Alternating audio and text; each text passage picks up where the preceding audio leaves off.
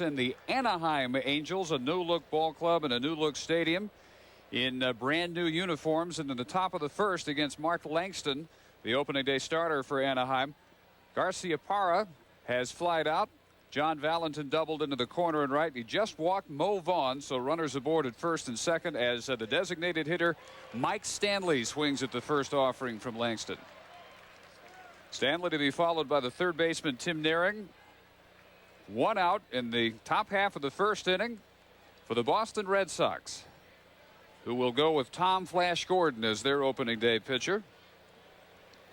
New managers for both ball clubs. Jimmy Williams in the Red Sox dugout. Terry Collins for Anaheim. Jim Leyritz is behind the plate. Nice block of that offering by Langston, and it's 1 ball and a strike to Mike Stanley. Kevin, have to ask you right off the top, how strange is this to be up here and watch your ball club for the last 2 years? You know, it's funny. Some of the players asked me that down there. I said I'm more concerned about doing a good broadcast and trying to say things correctly. So I've got a new job to worry about. That's all I'm concerned about. But it's fun to see the guys. They were very supportive over the course of the wintertime. I talked to several of them, and they're pumped up. I had a good chat with Jimmy Williams before the ball game, and I told Jimmy, I said, they're going to play hard for you. And he's a good baseball man, and Jimmy's been through it before and had kind of one of those manager-to-manager talks. But now I'm a broadcaster. Well, they've got a little threat brewing in the top of the first. Stanley lifts that one to medium deep right center field. There's a lot of room out there for Edmonds. Jim making the catch, but it will allow Valentin to advance to third base as Vaughn hangs on at first, and the Red Sox have runners on the corners with 2 out in the top of the first. That fly ball, that throw at Edmonds, that's exactly where you have to throw the ball 1 hop to second base to keep that runner at first base from tagging up and going to second. A lot of young players will make a mistake and try to throw to third base there to get Valentin, and Edmonds knew he had no chance. Just something to take note of for youngsters out there. Good look at the new look here at Anaheim Stadium. As you can tell, they've taken out most of what used to be the outfield seats in the early 80s expansion when the Rams moved from the Coliseum. This is now a baseball-only structure. This year, seating 34,000 and a crowd of about 30,000 expected. By the time we open next year, should be at 45,000. And completely renovated with luxury boxes and new press box. A lot of new appointments in both locker rooms. This is now, I think, one of the better facilities in either league. As Tim Naehring steps in, Vaughn pretty close to being picked off at first.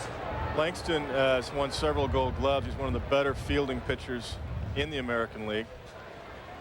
Timmy Naehring right here is going to take a shot to right field. He's a very smart hitter in these situations. He does not try to pull the ball very often. He'll take what the pitcher gives him.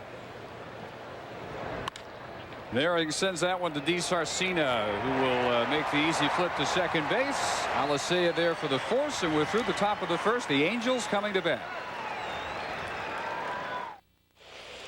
Angel half of the first now. The Red Sox a threat, but nothing more in the top half of the first inning. And the Anaheim lineup to face Tom Gordon, getting the opening night assignment for the Red Sox. Darren Erstad leads off at first. Luis Alicea late of the cards at second, batting second. Jim Edmonds is in center. The cleanup hitter and right is Tim Salmon. Dave Hollins, the new third baseman. Garrett Anderson in left. Eddie Murray, the new DH for the Angels. Jim Leyritz, fresh from the World Series triumph with the Yankees, is behind the plate. And the shortstop is the veteran Gary DiSarcina. Tom Gordon at 29 years of age in his 9th year, and his record from a year ago 12-9, but a 5.59 ERA. He got the most run support of any American League pitcher last year, an average of better than 7 runs per 9 innings. So some mediocre numbers from Tom, still worth 3 games better than 500 12-9 record. And Darren Erstad steps in, looks at ball 1. What you're going to see from Tom Gordon is a variety of good overpowering fastball, good overhand strikeout curveball. He throws his curveball from 2 different angles. He'll throw a little 3/4 slurve type just to get it over. And then when he gets 2 strikes, he'll go to the power curveball and try to bounce it.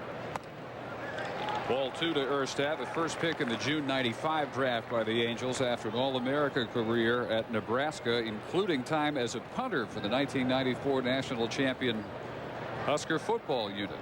Did not play baseball in high school, football, hockey, and track in Roger Maris's hometown of Jamestown, North Dakota. 2-0 pitch, over for a strike. Tom Gordon also worked last summer on working on a little cutter with Sammy Ellis, pitching coach for Boston the latter half of last year. And Tommy came up with a pretty good one. Also mixes in a changeup occasionally, but basically he's fastball, curveball.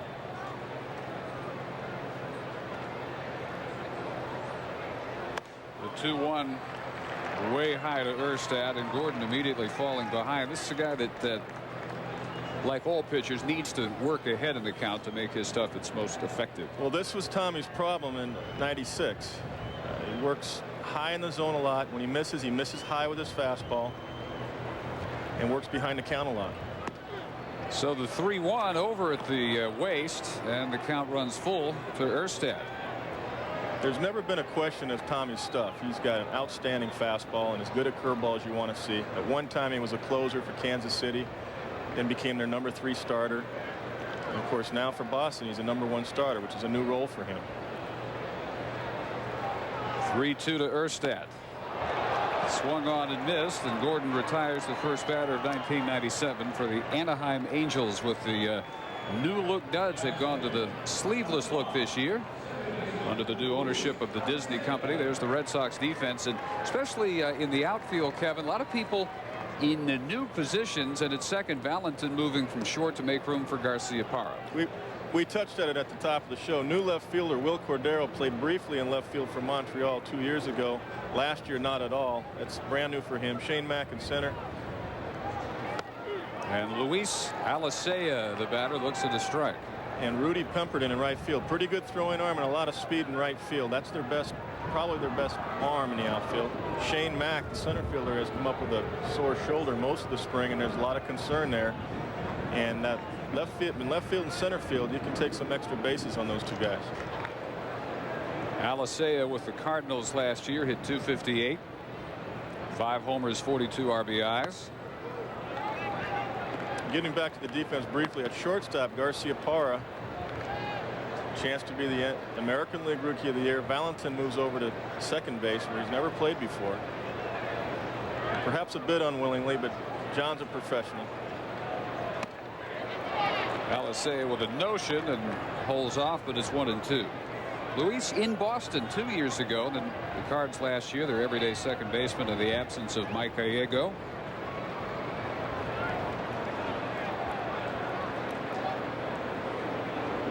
Infield definitely with a different look for Boston, as Gordon brings up his second strikeout in as many batters. Do you think it's better than a year ago? Well, most people in the organization I've talked to think it is. Garciaparra came up the latter half of '96 and played extremely well, particularly in September. And that's the reason they moved Valentin to second base. They feel with John going to second, Cordero to the outfield, that they're a stronger defensively up the middle. Strong start by Gordon, striking out Erstad and Alicea, and here is Jim Edmonds. Twice on the disabled list a year ago, but still super numbers. And he looks at strike one. Hit .304, 27 home runs, knocked in 66 in just 114 games. He twice spent time on the disabled list with a strained left shoulder and a sprained right thumb, after a big '95 season as well. Tom Gordon's just going right after these guys. That's what he likes to do early in the game, and when he does miss, he'll do just that, miss high. But he's going right after the Angel lineup right now with power fastballs. And he gets ahead. Last year, what he did a lot of times was almost use his fastball too much with 2 strikes and got in a little bit of trouble. Right now, he's having success with it, so he's staying with it. The 1-1, and Edmonds can't catch up to it. With Tim Salmon and Garrett Anderson, Angels with the youngest outfield in either league. Too high for Edmonds to catch up to. Salmon at just 28, Anderson is 24, and Edmonds is 26. The 1-2 also misses high. Tom's staying up in the zone. Edmonds chases that high ball on the pitch before, but he can hit that pitch. We've seen him do that many times in the American League over the center field wall. He likes the ball up there. He gets underneath it and you'll see long, high home runs when Edmonds gets it. He's capable of hitting 30-plus home runs. Gordon ready at 2-2 and somehow just missing the inside corner, not by much. And the second full count of the inning. Outfield playing him pretty much straight away and deep. On deck hitter Tim Salmon. And the 3-2 foul back into the screen. House.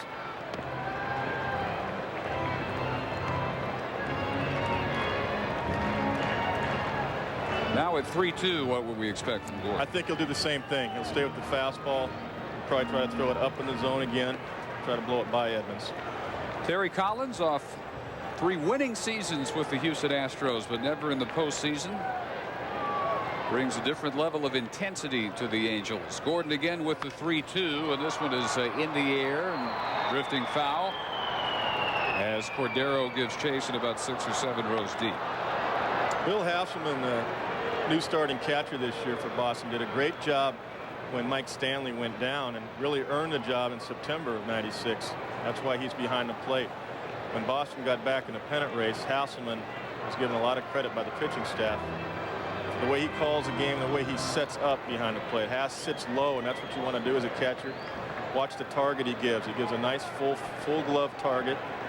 And the pitchers have confidence in throwing to Bill Hasselman. It's very important. Got a 15-mile-an-hour wind, 52 degrees tonight, and another one in the air, almost identical, a little bit more foul than the first, and the count remains full. Chilly night in Anaheim, in the low 50s. 20% chance, believe it or not, of showers. One thing Tommy does, Gordon, he throws a lot of pitches. He's a great athlete, though. Physically very strong. Not large in stature, but very toned, very strong, good off the mound. I think he'll go same pitch, fastball up.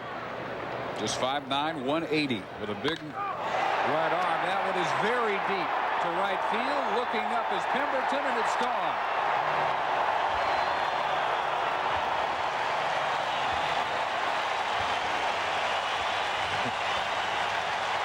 Kevin called it. You have seen him do that before. Well, I've sat in that seat right there in the dugout that Jimmy Williams does. Tommy, I think, as we mentioned, uses the fastball too much sometimes when he gets 2 strikes. He went to the well one too many times. Edmonds likes the high fastball, but he's also capable of hitting those long, high fly ball home runs, and he did. Just a matter of whether he would catch up to it. Hasselman's sitting inside. He threw it where he wanted it, but that's also where Edmonds wanted it.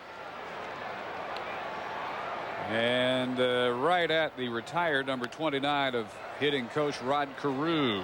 So as Tim Salmon steps in, he sends one foul. That's power on power there, Dave.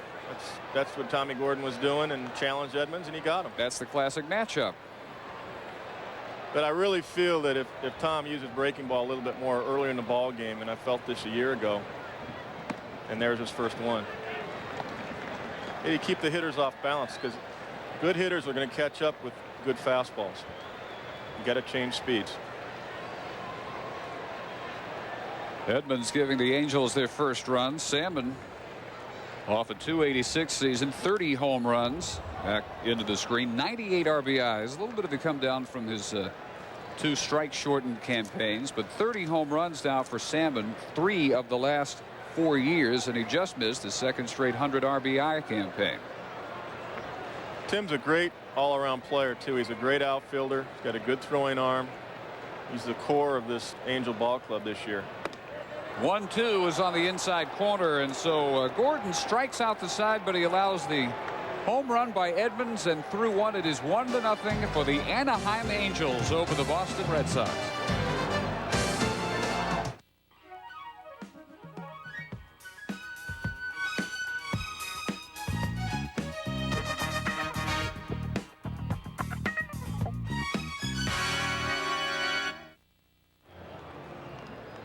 Top of the second now for the Red Sox and the Angels, who got the Edmonds home run in their half of the first, and a chance to check the Boston lineup. Facing Mark Langston, Garciaparra, Valentin Vaughn. Stanley is the DH batting cleanup, Naring at third. Will Cordero trying left field, and he will lead off this inning, to be followed by Rudy Pemberton, the right fielder. Hasselman behind the plate, and Shane Mack is in center tonight. Double and a walk, but nothing across in the first inning for Boston. Cordero, over from the National League from a year ago, of course, learned how to play second base. Had his leg broken trying to turn a double play against Oakland and was out the remainder of the '96 season. He's an excellent fastball hitter. Very tough to get inside on the fastball. He'll turn on it. Breaking ball is over from Langston, who's ahead 0-2. Will Cordero also, he will go the other way when he gets behind the count. Will use the field. He's basically a 285 to 290 hitter in the big leagues. Still pretty young. There, he turned right there.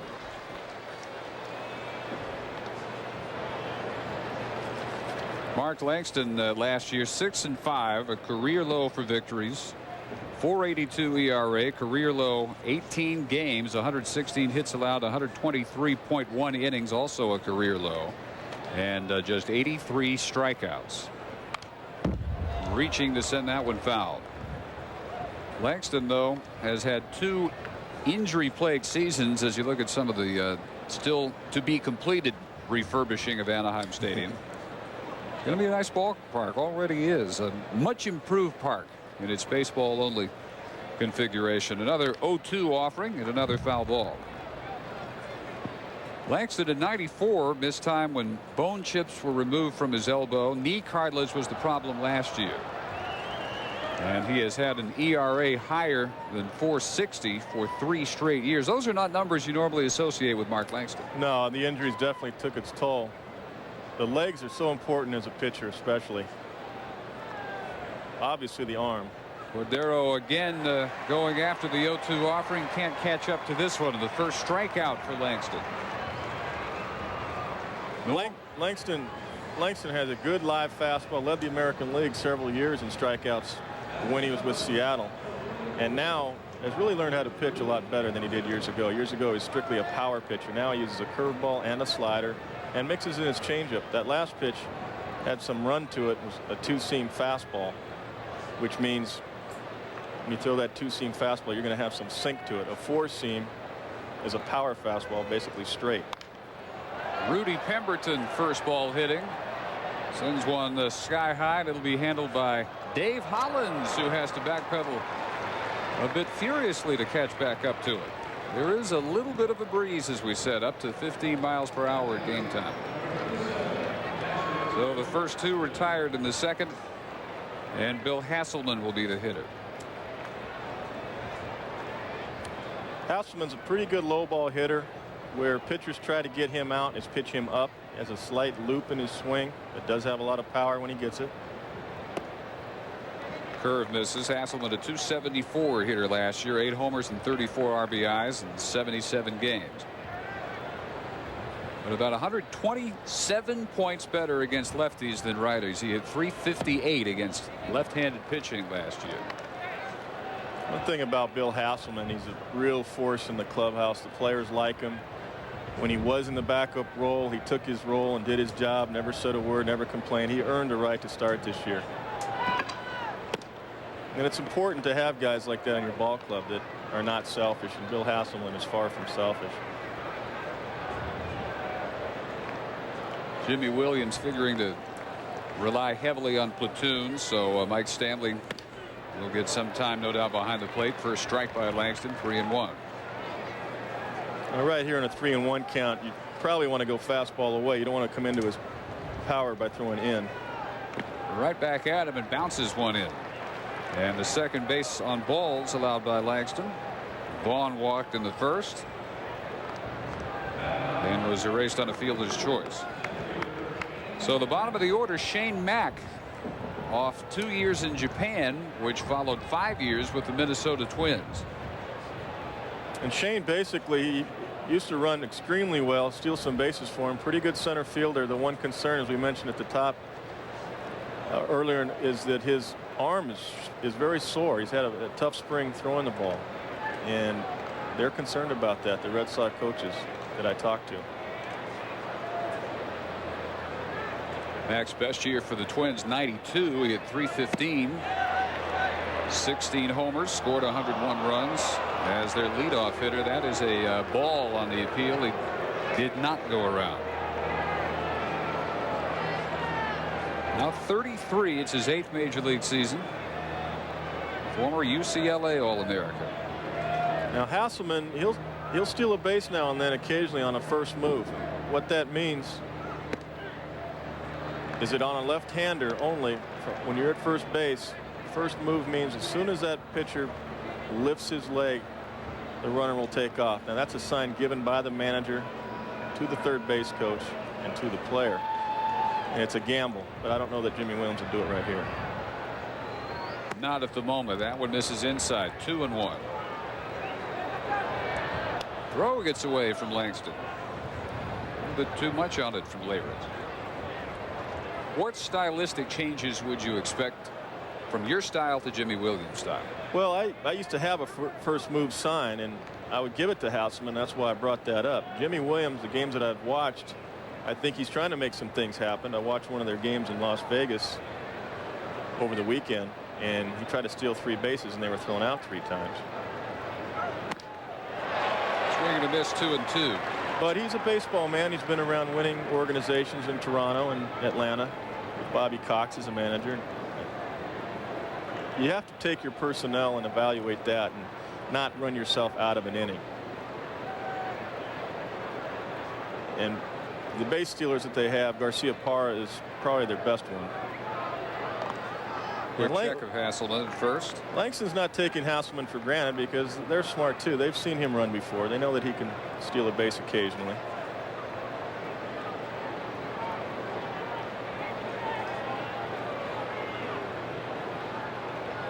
Langston's been working fairly quickly until now. Another 2-2. Rides high and another full count.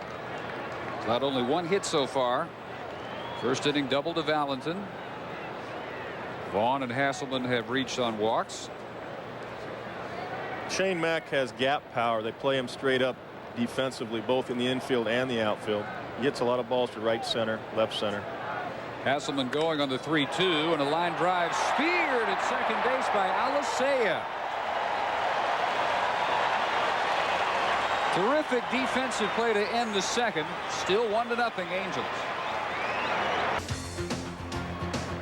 Dave Barnett and Kevin Kennedy ready for the Angels half of the second. They lead 1-0 on a Jim Edmonds first inning home run, sandwiched around 3 strikeouts by Tom Gordon. Dave Hollins, Garrett Anderson, and Eddie Murray in the bottom of the second for Anaheim.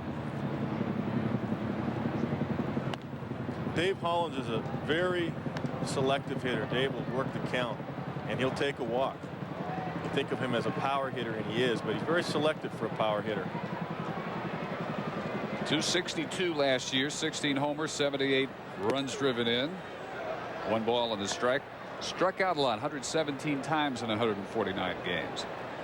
And what I'm saying by saying he's selective, you're better off just throwing strikes, because Dave's going to try to get his pitch until he gets deep in the count. Gordon still in love with the fastball. He threw 22 pitches in the first inning, Kevin. We counted 2 breaking balls. Right. I think Tommy's going to have to use that breaking ball. Like I said, he's got 2 breaking balls, a strikeout, overhand curve, and a little slurvy 3/4 type to get it over. Some can't bear to watch. 1-2. Foul back off Hasselman. Hollins was right on that. This is a good count to do it. Throw his overhand right now. Throw his overhand curveball, that strikeout curve. If he misses, it's 2-2, and then he can throw what he wants. This is the right count to throw that breaking ball for the strikeout. Try to bounce it on home plate. And he tried to. Saws him off half the bat up the first base line as Garciaparra takes the weak pop-up off the bat of Dave Hollins. We will be right here for Sunday Night Baseball, the ESPN Sunday Night Game of the Week, matching these Angels and the Cleveland Indians, now featuring Nat Williams, Dave Justice, and Marquise Grissom, 8 Eastern, 5 Pacific, the Sunday Night Baseball Game of the Week.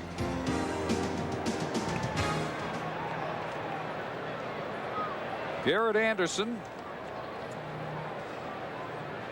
left fielder, .285 last year with 12 homers, 72 RBIs. 95 season, he was second for American League Rookie of the Year.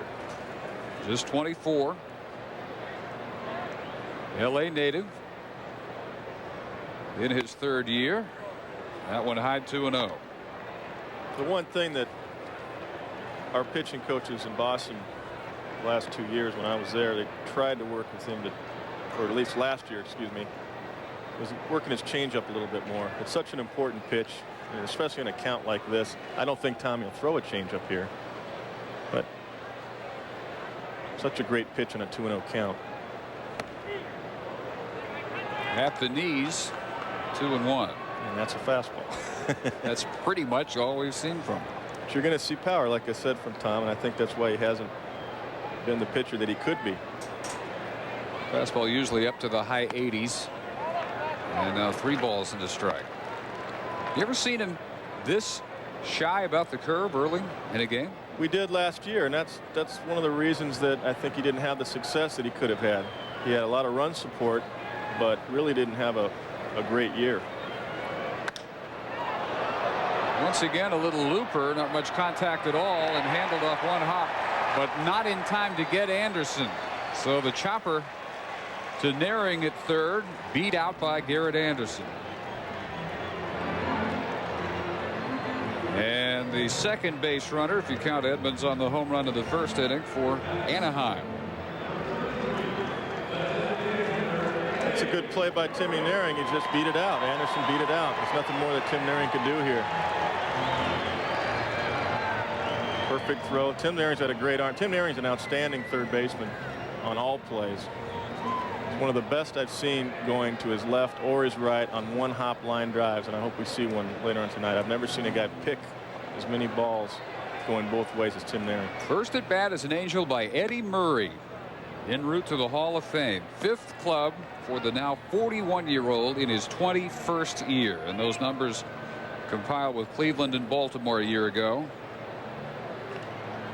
501 homers, 3,218 hits. Only Willie Mays and Hank Aaron also have 500 homers and 3,000 plus base hits. What besides the obvious offense does he bring the Angels to? He's a force, a presence in the clubhouse. He's quiet with the media, but in the clubhouse the players like him. They love him. They know that he's been through the wars before. He's been on pennant winning teams. He's been on winners both at Baltimore and Cleveland and Dodgers. That's what they're looking for, some leadership, quiet leadership. It doesn't have to be vocal on the field. Guys like Hollins, Eddie Murray, Leyritz. That's how Clemens was with Boston. Some of these guys that have won before, it brings the young guys along. The Angels lost a couple of years. They lost a pennant race a couple of years ago. This chopper handled by Gordon, and a bad throw at second. And the Angels have runners aboard at first and second with 1 out. This is a play Tom Gordon normally makes, because he's a good quick fielder. Got very quick feet. So one hopper. Let's see what he does. Okay, what he did right there is just take the ball, fielded it, and just threw off his right foot. A lot of times pitching coaches will tell you to shuffle your feet to gather, get yourself balanced. And Tommy was a little bit off balance and threw the ball wide of the bag. He had time with Eddie Murray running at first base to shuffle his feet, get his feet underneath him for better balance. And I tell you what, Garciaparra almost dragged his foot across the bag as he was making the catch, and it would have been a spectacular force at second. So runners aboard at first and second with 1 out as Jim Leyritz takes his first cuts as an Angel. Remember, the world champs last year turned the World Series around with the now famous home run off Mark Wohlers, just as it appeared the Angels were about to take an insurmountable lead. There's the curveball to Jim Leyritz. This is a situation where Gordon has to change speeds against Jimmy Leyritz. He's capable of hitting home runs, going the other way. They're actually playing him a little bit to right center, so they're probably going to pitch him away. That one hit fairly well, almost straight away center field. Mack is there on the warning track as Anderson moves along to third. Well hit ball by Leyritz, who had just 7 homers last year. Well, during the strike year of 1994, Leyritz was really coming into his own. The Yankees were leading the American League. Leyritz was hitting a lot of home runs. Here's a pitch for Leyritz right here. Asselman actually comes inside and Jimmy Leyritz just missed that. Actually, the ball was a little bit off the end of his bat. If he had thrown the ball exactly where Houseman set up, Leyritz might have hit that ball out. So they're on the corners with 2 outs as Gary DiSarcina will bat. .256, 5 homers, 48 RBIs last year. And Naring, the third baseman, is up even with the bag at the edge of the grass looking for a possible bunt. DiSarcina could do that, try to bunt for a hit to get the run in. DiSarcina likes to go the other way a lot, and they're holding the runner on Eddie Murray at first base with a big hole on the right side. This is high, 2-0. DiSarcina had a rough year last year, not really the same as before he tore a ligament in his left thumb late in the '95 season. His average from that point down 51 points. Not much of an on-base percentage, not much power.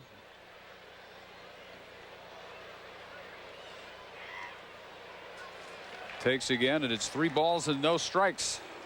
And I believe with Erstad on deck that they'll make him take all the way here. With some hitters, you'll let him swing 3-0, but probably not with DiSarcina and a pretty good hitter on deck. Rudy Pemberton is a little bit deep in right field. DiSar hits a lot of balls right in front of the outfielders. Went after it. He sure did. Handled by Garciaparra for the force at second.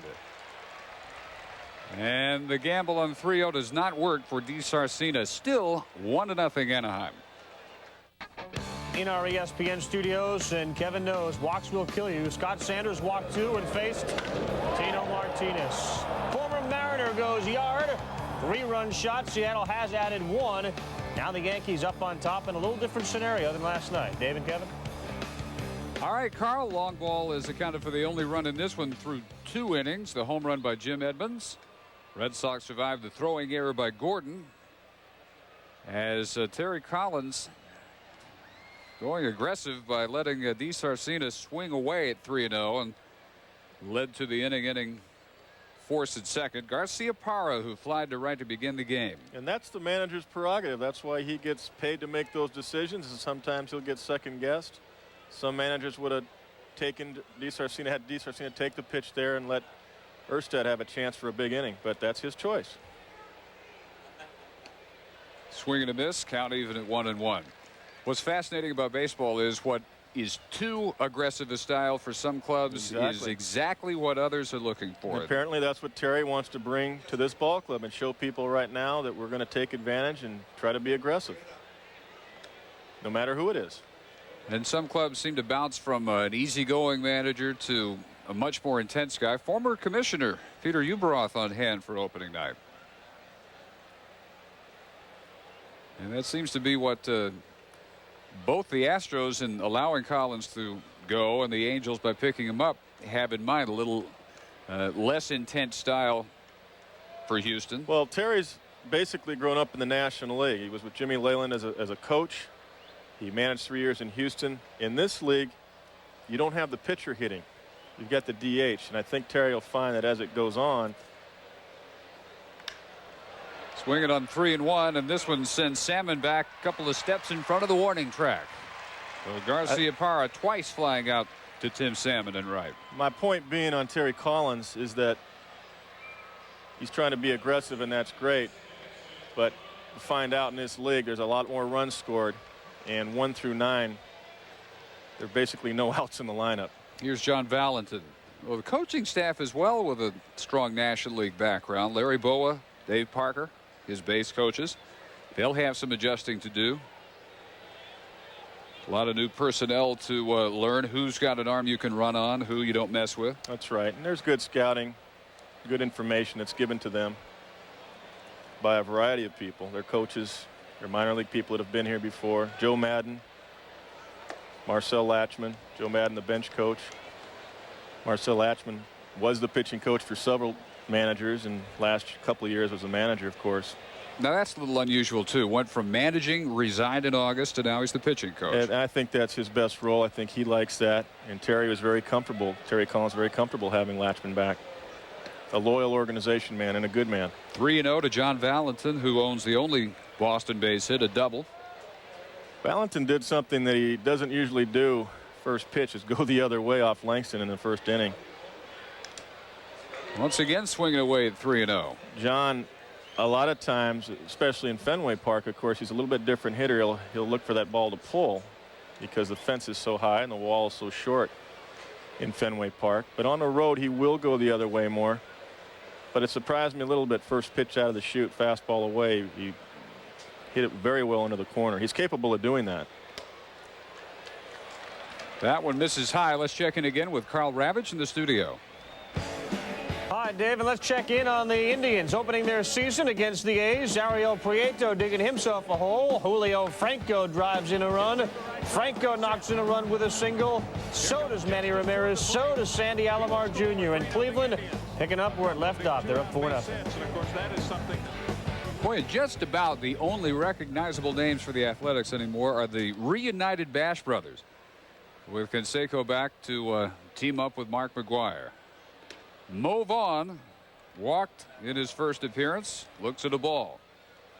Now, you had a great reunion with him before the game. I did. Mo and I had a very good rapport. Mo was the MVP in 1995. Last year had another fantastic year. Actually had better numbers last year than 95 and didn't win the MVP. But he's the heart and soul of the ball club. He speaks very frankly, as people that know him and have heard him know that. But I told Jimmy, he's had a good rapport with Jimmy Williams as well this spring. And I told Jimmy Williams that he's going to play hard for you. When he gets between the lines, he plays as hard as anybody. That check of Valentin gets away from the first baseman Ernstadt, who will make a throw, but not nearly in time at second. Well, there's a new first baseman over there in Ernstadt. JT Snow was as good as anybody in the American League defensively. Let's see what happened here. Might have hit Valentin on the head or the helmet. No, it didn't. He just missed it. Ernstadt just missed the ball and put the tag down too quick. And he's going to have to get used to the position and the pitchers. And Langston is very quick. So that's just a learning process. That's just a lack of experience right now. That on error, that play. That was a perfect throw. Definitely charged to Ernstadt. So Valentin at second as Vaughn takes strike one. 1 ball and 1 strike. Terry Collins does feel that Ernstadt can play there. He likes him defensively. Talked to Terry before the game. So that's just a matter of playing games. That's nothing really at this point in the season, obviously, to worry about. Wouldn't have let JT Snow go to San Francisco if they didn't think he could play at first. That's absolutely right. And they've got a solid outfield in Anderson and Salmon and Edmonds. And Erstad's a good hitter, and they had to find a spot for him. Vaughn, and you mentioned his numbers last year, 326, 44 homers, 143 driven in, 95 walks. Nearly half his at-bats, in fact, he either walked, struck out, or homered. Struck out 154 times. The interesting thing that I think this year is to see what kind of power numbers he'll have without Jose Canseco behind him. On the ground for DeSarcina at short, and the easy toss to Erstad as Valentin moves up. And that's not a lack of respect for anybody else hitting behind Mo, like Mike Stanley or Reggie Jefferson, which will be the 2 number 4 hitters depending on the pitcher. Stanley will play against lefties. Reggie Jefferson will come in against the right-handers. But Jose had a presence in the lineup behind Mo Vaughn, even though he was hurt many times. Mo hit 31 home runs, I believe, in the first half last year. And when Jose went down, he had 2 home runs in 2 months. And there's a difference in the way you manage against a team when you have 2 Bash brothers, as you say, like now it's going to be McGwire and Canseco in Oakland. Ball 1 to Mike Stanley. Fly out to center his first time up. 270 last year with 24 home runs and 69 runs batted in. Now Mike is a very clutch hitter. He loves this situation. He's just looking to go up the middle with a base hit here. He's not looking to hit the ball out of the ballpark. He's a very good situation hitter. He studies the pitchers extremely well. And I even told Mike before the game, he's got some secrets. He really studies the pitchers from the bench and tries to see if they're doing something different when they throw a fastball versus a curveball. And Mike Stanley's as good as anybody I've talked to or been around about seeing that. So sometimes he knows what the pitch is before it's on the way. 3 balls and no strikes. The ERA with him catching last year, 5.34, and with Hasselman, 4.57. How much would you expect Stanley to catch this year? I don't think he's going to catch a lot. They've got 3 on their roster. Scott Hatteberg has had a couple of good years in AAA. He made the club. So really, Mike Stanley's going to do a lot of DHing and very occasional first base. Last 2 3-0 counts, the green light was on, and this time Stanley takes the 4-pitch walk. So they're on the corners with 2 out for Tim Naehring. You can do that when you got a Tim Naehring hitting behind him in the middle of your lineup. Stanley, that ball was a little bit off the plate and wasn't the pitch he was looking to hit. Didn't want to get himself out. And right here, Jimmy Leyrit's going to give the signs to throw through, most likely in this situation. This early in the ball game, you don't want to get another man into scoring position. So that's what the catcher is doing in front of home plate. He's letting the infielders know whether he's throwing to second or holding the ball and faking and throwing to third in case of a double steal. Naehring ended the first with a fielder's choice, breaking ball over for strike 1. And Langston got Naehring to roll over on an outside pitch to end a scoring threat to shortstop. Normally Timmy would try to take that ball, stay inside it with his hands, and drive that ball the other way into right field. But Langston made a good pitch, got him to hit his pitch the first time up. Fastball misses. Naehring is the senior member of the Sox now. He's been with them since '90, and that makes him the player with the longest tour of duty. Turned down a chance to sign with Cleveland, re-signed with Boston. 2 different seasons really for him last year. 324 average before the All-Star break and just 243 after. Erstad giving chase to this one in foul ground, as is the second baseman Alicea, and a sliding attempt doesn't come up with the ball for Luis. Now Naehring that time tried to stay inside of the ball. Let's watch the Erstad. That's a very tough play. It is a second baseman's ball right here, and Alicea just really ran short, ran out of room. The second baseman on that particular pop-up has a better angle than the first baseman returning and going straight back. That's the right guy to catch it if he can get to it. Talking about Naehring, he tried to, when I say try to stay inside the ball with his hands, if you can try to watch that as the ball's leaving Langston's hands, you try to have the barrel of the bat. Okay, there's a fastball up. As opposed to breaking your wrist too soon where you roll over the ball. And I know I'm explaining that over the air here. I'm following you. Keep going. You're hot. But you try to keep your hands inside the baseball, just exactly how I say. And then the barrel actually drags a hair, and then when the hands roll, they don't actually roll, they drive through the ball, and you get backspin. As opposed to rolling over weak ground balls.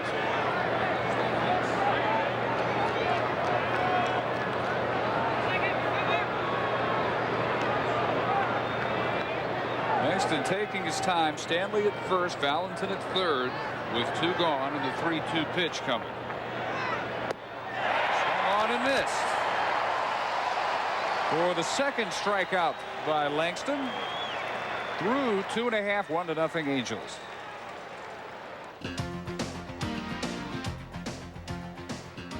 In the Angel half of the third inning, the top of the order due up against Flash Gordon, Erstad, Alicea, and Edmonds. Trying to add to a 1-0 Anaheim lead. Gordon struck out Erstad to begin the game, then struck out Alicea and Salmon. Edmonds, though, got to him for a home run. This guy's a good athlete. This guy was a #1 pick overall in the nation a couple of years ago. Played outfield. Now he's converting to first base. He's going to learn. He's going to learn from Eddie Murray, Larry Boa, great infielder in his Philadelphia days. And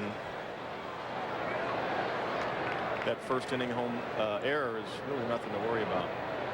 No question about his athleticism when you consider he only played American Legion ball. Handled on 2 hops at second by Valentin, and Erstad is 0 for 2. Let's check in with Carl in the studio. All right, Dave, and fans in the American League, it's unfortunate. They don't get to see this guy enough. Ken Caminiti, the Mets already up 1-0. Uh-oh. Not anymore. That shot, first of the year for the Can Man, and the Pods jump back out on top, 2-1. Dave? Boy, the Padres had the back-to-back-to-back home runs yesterday in their opening victory over the Mets. None of them, though, by Caminiti yesterday. Alicea looks at ball one. Louis is a very good fastball hitter, and particularly from the left side, and shows surprising power at times. 5 home runs a year ago. A good number 8 hitter for the Cards, and a great September, 345 in their postseason run. And he said he was a little mentally disappointed last year when he was released from the Red Sox and went to St. Louis with Tony La Russa and really didn't play well, and admittedly so. He's very happy to be here with Terry Collins and the opportunity with the Anaheim Angels. And I think he'll do a great job. Unfortunately, they have him because Velarde is out with a serious injury. Got to get the new bat ready after breaking the old one. Louis always hit very well against the Angels in this ballpark as well. It was in Boston 2 years ago where he hit 10 home runs, and in one game he hit 1 home run left-handed and 1 right-handed against Texas in Texas. This is a good sign. This is a good pickup for the Angels. A veteran that knows how to play. 3 balls and a strike. He likes the fastball. You can get Louis out on off-speed stuff, but I don't think you're going to see Gordon throw that. I think you see Tommy throw fastball right here.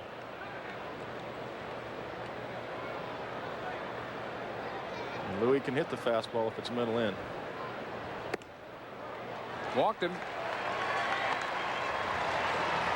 Jim Edmonds with a man aboard as he hits for the second time. Here's what happened when he stepped in the first inning against Flash Gordon. Well, let's see how Tom Gordon pitches him now. Tried to go fastball up. He got it up, but so did Edmonds. Right off the number 29. And that's the book. You try to pitch Edmonds up, but when you make a mistake, and that really wasn't a mistake, that was up out of the zone, but Edmonds is capable of hitting that, as we talked about earlier. And that was right after he had failed to catch up to 2 previous fastballs and fouled them the other way, foul down the left field line. We got all of that one. But Tom showed him all fastballs in that at bat, and good hitters are going to catch up with that eventually. That's why he's hit 30 home runs before. Starts him with heat at the knees. 27 homers a year ago. I don't think you'll see him get 6 or 7 straight fastballs in this at bat, especially now that Tom's ahead of the count. Probably see his breaking ball. Fastball away. Bluff at first.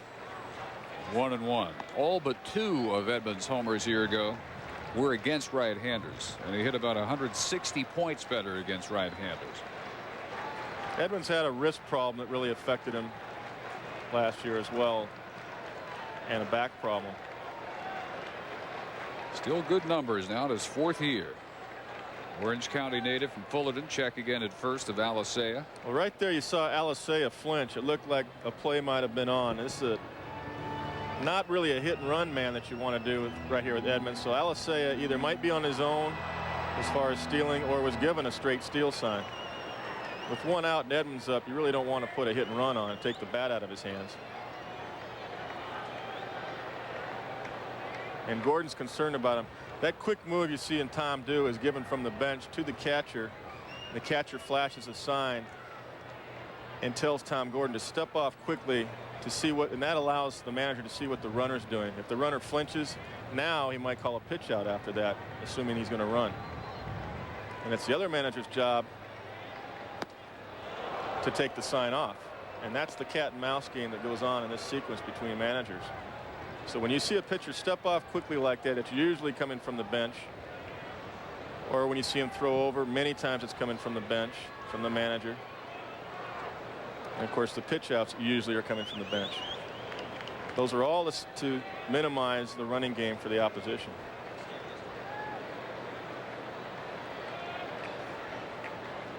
Steps off again. And that's what he's doing. And if you do it a little bit too much, you lose concentration, and that's where you can make a mistake at home plate. Alicea is not a burner. He can steal a base, but he can get thrown out. He's not a burner. So right here, I'd concentrate more on Jim Edmonds. Alicea going, and that one's going to find the hole on the left side and send Luis all the way to third. Well executed by Edmonds, who was 2 for 2, and the Angels have him on the corners with 1 out in the third. Well, this is a curveball. Tom did try to go to this curveball, but Edmonds put the bat on it, stayed inside the ball, and went the other way. Didn't try to pull that breaking ball. Saw the hole that Garciaparra left on the shortstop side because he had to cover second because the runner was in motion. Nice piece of hitting. And he's got runners at first and third. Terry Collins is definitely bringing some National League style here. And he showed very early that he's going to have hitters swinging 3-0, and he's going to put some hit and runs on with anybody. So here's Salmon with 1 out. And Hasselman wants time, a little conference. Salmon struck out to end the first. When you play that type of game like Terry's doing right now and establish that early in the season and early in this game, it puts a lot of pressure on the defense because they don't know what you're going to do. If Terry does that 1 through 9, I know where he learned that from. Del Crandall, who we both played for in the minor leagues. Del would run anybody in the lineup when he was managing Albuquerque. Anybody? Anybody, depending on the situation or the count. And it really created a lot of fun on the bench because you never took anything for granted. Ball 1 to Salmon. Great power to all fields.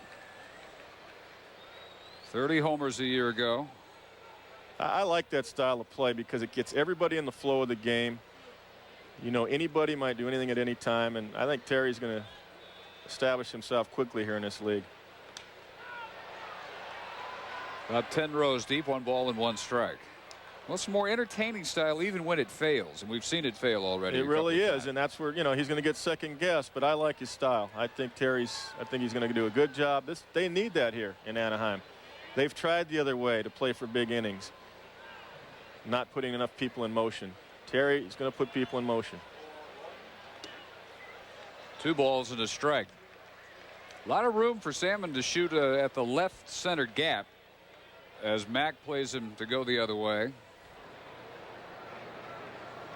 Cordero even in left quite a bit off the line.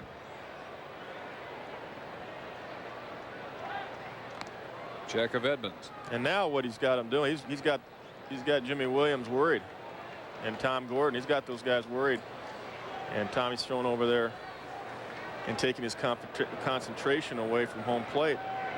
And that's the other advantage when you have a running game. Somewhere you're going to lose your concentration. Swings and miss, and it's 2-2.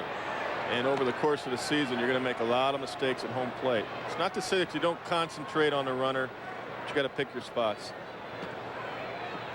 That's his overhand power curveball, and he threw it on a 2-1 count, but he had to. He's in a situation where Salmon, if he hits a home run, it's a 3-run home run. So he's got to pitch this guy extremely tough. Now you can either go up and in on Tim right here, right back to the curveball, power curveball in the dirt. That's where you would go. Yeah, still mindful of Edmonds at first, though. 2 curveballs, really, from Gordon. And right now he's in the situation to throw the strikeout curveball. A ground ball to short or a strikeout curve is what you're looking for right here. Well, tried to come back inside on him. Now he's going to put Edmonds in motion, I got to believe for sure. Collins will. 3-2-1 out. What type of pitch? Tommy, I would call a curveball right here on Salmon. I'd throw that strikeout curveball. You got to go for the punch out. Because if he hits the ball on the ground, if he throws a fastball and he hits it, the run's going to score. So you got to go for your curveball and the strikeout right here. And a curveball is his strikeout pitch. The runner going, and it's fouled into the dugout behind third. Rattling around all the Angels. The count dictates that. Now it's 3-2. You know the runner pretty much is going to go, which he was moving. So a ground ball, the run will score because you can't make the play at second base on Edmonds. You have to throw to first base. That's why pitching ahead of the count is so key. Got 18 more pitches this inning for Tommy, and that's close to 60 pitches, which is averaging 20 pitches an inning. That's a lot. 15 pitches an inning is a general guideline for a manager and a pitching coach to keep his pitchers in good rhythm in professional baseball. Anything more than that, over the course of the game, you're going to end up throwing less innings. Angels already up 1-0. Again, Edmonds moves. Ball 4. They're loaded. Tom elected to go back to the fastball. I personally would have stayed right with the curveball and gone all the way with it, because at worst you're going to have bases loaded anyway. And now he's got himself in a real hole. Third walk allowed by Tom Gordon. And Joe Kerrigan, the pitching coach, is out. Kerrigan right now is telling him just that. He's got to change speeds more, and I think they're going to have to call some pitches from the bench. Dave Hollins, again, as I said earlier in the ball game, very patient hitter. You're not going to see Dave swing necessarily at the first pitch. You're going to see him work the count. He knows that Gordon is throwing a lot of pitches, and Dave is the ideal guy to be in this situation because he's a clutch hitter. He has a lot of power, but he's patient at the plate. He works the count, and he's going to make Gordon make a mistake or try to make a mistake here. And Kerrigan's telling him that as well. Kerrigan knows him from the National League. Hollins was in Philadelphia when Joe Kerrigan was a pitching coach for Montreal. Chance for a nice early lead if Hollins can come through. Looks at a ball, loaded up, 1 out in the 3rd. Now you try to throw a two-seam fastball here, and what that is you grip the ball across the two seams, where when it rotates, that's all you see, the red of the two seams one time. And that means that the ball is going to sink down and away from Dave. I mentioned earlier, four-seam fastball is gripped across the big seams of the baseball, and when it rotates one time, you can count 1, 2, 3, 4. You'll see four seams rotate in one revolution of the ball. Two-seamer versus four-seamer. Two-seamer has sinking type action. That's what he should be throwing here when he's going away. Just misses the outside corner. 2-0. That's Vaughn Eshelman. Vaughn Eshelman, a lefty. Pretty good fastball. And slow breaking ball, little slider. Been a starter before. He's come out of the pen. He's up already early in the ball game. 2-0 pitch, straight up. Hasselman running out of room up against the screen, and it just clears the screen by a couple of feet. That was Dave's pitch. And Gordon's basically going with his four-seam right out. He does throw a little two-seamer, but not as effective as some pitchers. He likes to go to his strength. Sometimes his strength gets him in trouble. Hollins usually much better, though, from the right side. He had 326 last year against lefties. 239 against righties. And Hollins has had the hamate bone in both wrists broken a couple of years ago, unbelievably. Going fastball away here. 2-1 pitch, bounce to second. Forced there, throw to first, pulls Vaughn off the bag, and the run comes home. Alicea scores, and it's 2-0 Anaheim. Well, that was the right pitch sequence. Tried to get that sinker so he could get the ground ball with the bases loaded by staying away. And let's see what Val steps on with a right foot and just throws wide, and he's in a new position, and that's going to take some time as well. He's a veteran player, but he's been a shortstop. He's been on the left side of the infield all these years, and throwing from the right side of the infield now is a whole new ball game. Throwing across your body. When you're a shortstop, you got the play in front of you. It's a whole different throw. He's throwing across his body, going away from the play as opposed to toward the play. So they're on the corners for Garrett Anderson. Now that's got to be disgusting for Gordon. You get the pitch that you need to get the inning-ending double play. That was good strategy. Joe Kerrigan went out there. They had a game plan. It was the right strategy. You got to throw a ground ball pitch, two-seamer. He did throw it. He got it where he wanted. Hollins rolled it over, and that's the frustration of not being able to turn two. Now Hollins to worry about it first. And if you look at Hasselman, he'll give a sign. Give a one little wiggle right there, and that might be a throw. No, it isn't. Just inside 1-1.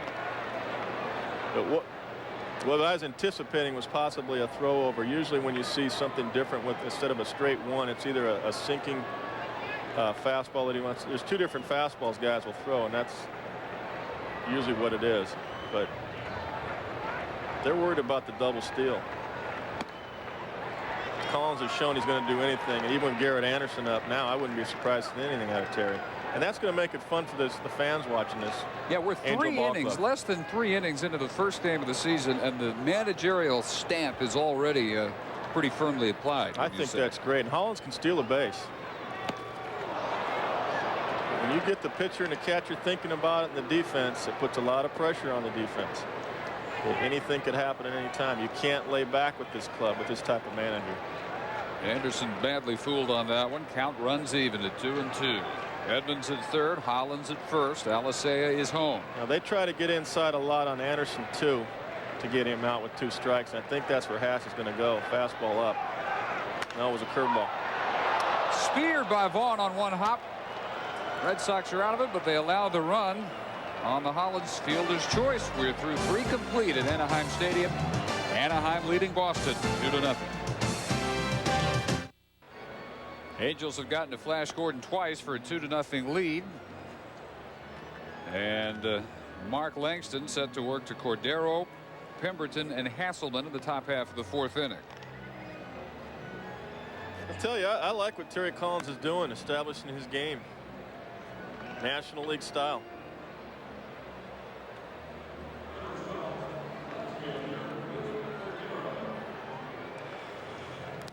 Well, this is now a game and a third in your new position. I got to tell you, great reviews from here. You enjoying this? I'm having a lot of fun. It's just managing from up here and just being able to explain some plays and some strategy. It's a lot of fun. Well, they're giving you stuff to work with too, which is fun. Well, when Terry Collins is doing the things he's doing, it's kind of my style, you know, making some things happen. It's fun to watch a manager be aggressive. Will Cordero struck out to lead off the 2nd inning. Langston opens with a strike here. See, people say, well, you don't have a running team. How come you run? And Terry is establishing the situation, and the count will dictate what he's going to do. And his personnel is part of it. The situation of the game dictates it as well, and the count 3-2, 3-1. Put people in motion. They don't have to be burners to do it. Put the pressure on the opposition.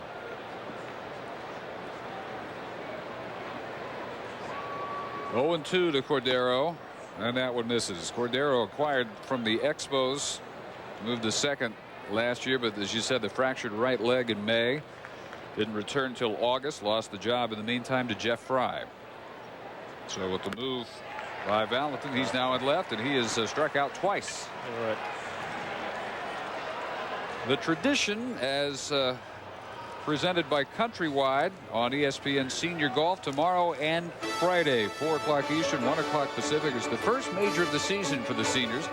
Jack Nicklaus leading the field with Trevino, Floyd, and Player. Scottsdale, Arizona, the Senior PGA Tour tomorrow and Friday at 4 Eastern here on ESPN. Rudy Pemberton.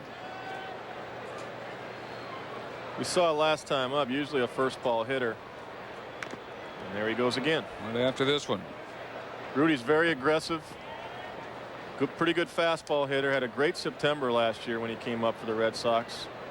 I believe hit close to or over 500. 512. 512. There it is. 21 for 41. And a lot of that was just by being aggressive. Really, as the season goes on, the league finds out about him. He's going to have to be more selective. That was one of the problems in AAA, why he didn't come up sooner for the Red Sox. But he's got a lot of ability. Chilly night, as we said, in the low 50s and dropping in Anaheim. Fans came prepared. The 1-1 pitch. It's going to go foul just behind the foul pole and about 10 rows deep, and it's 1-2. Pemberton has had part of 9 years in the minors. And a total, including this at bat, of 73 at bats in the majors. But he's hit well up here. 423 is major league average coming in. Defense has been a problem. Some have questioned his attitude.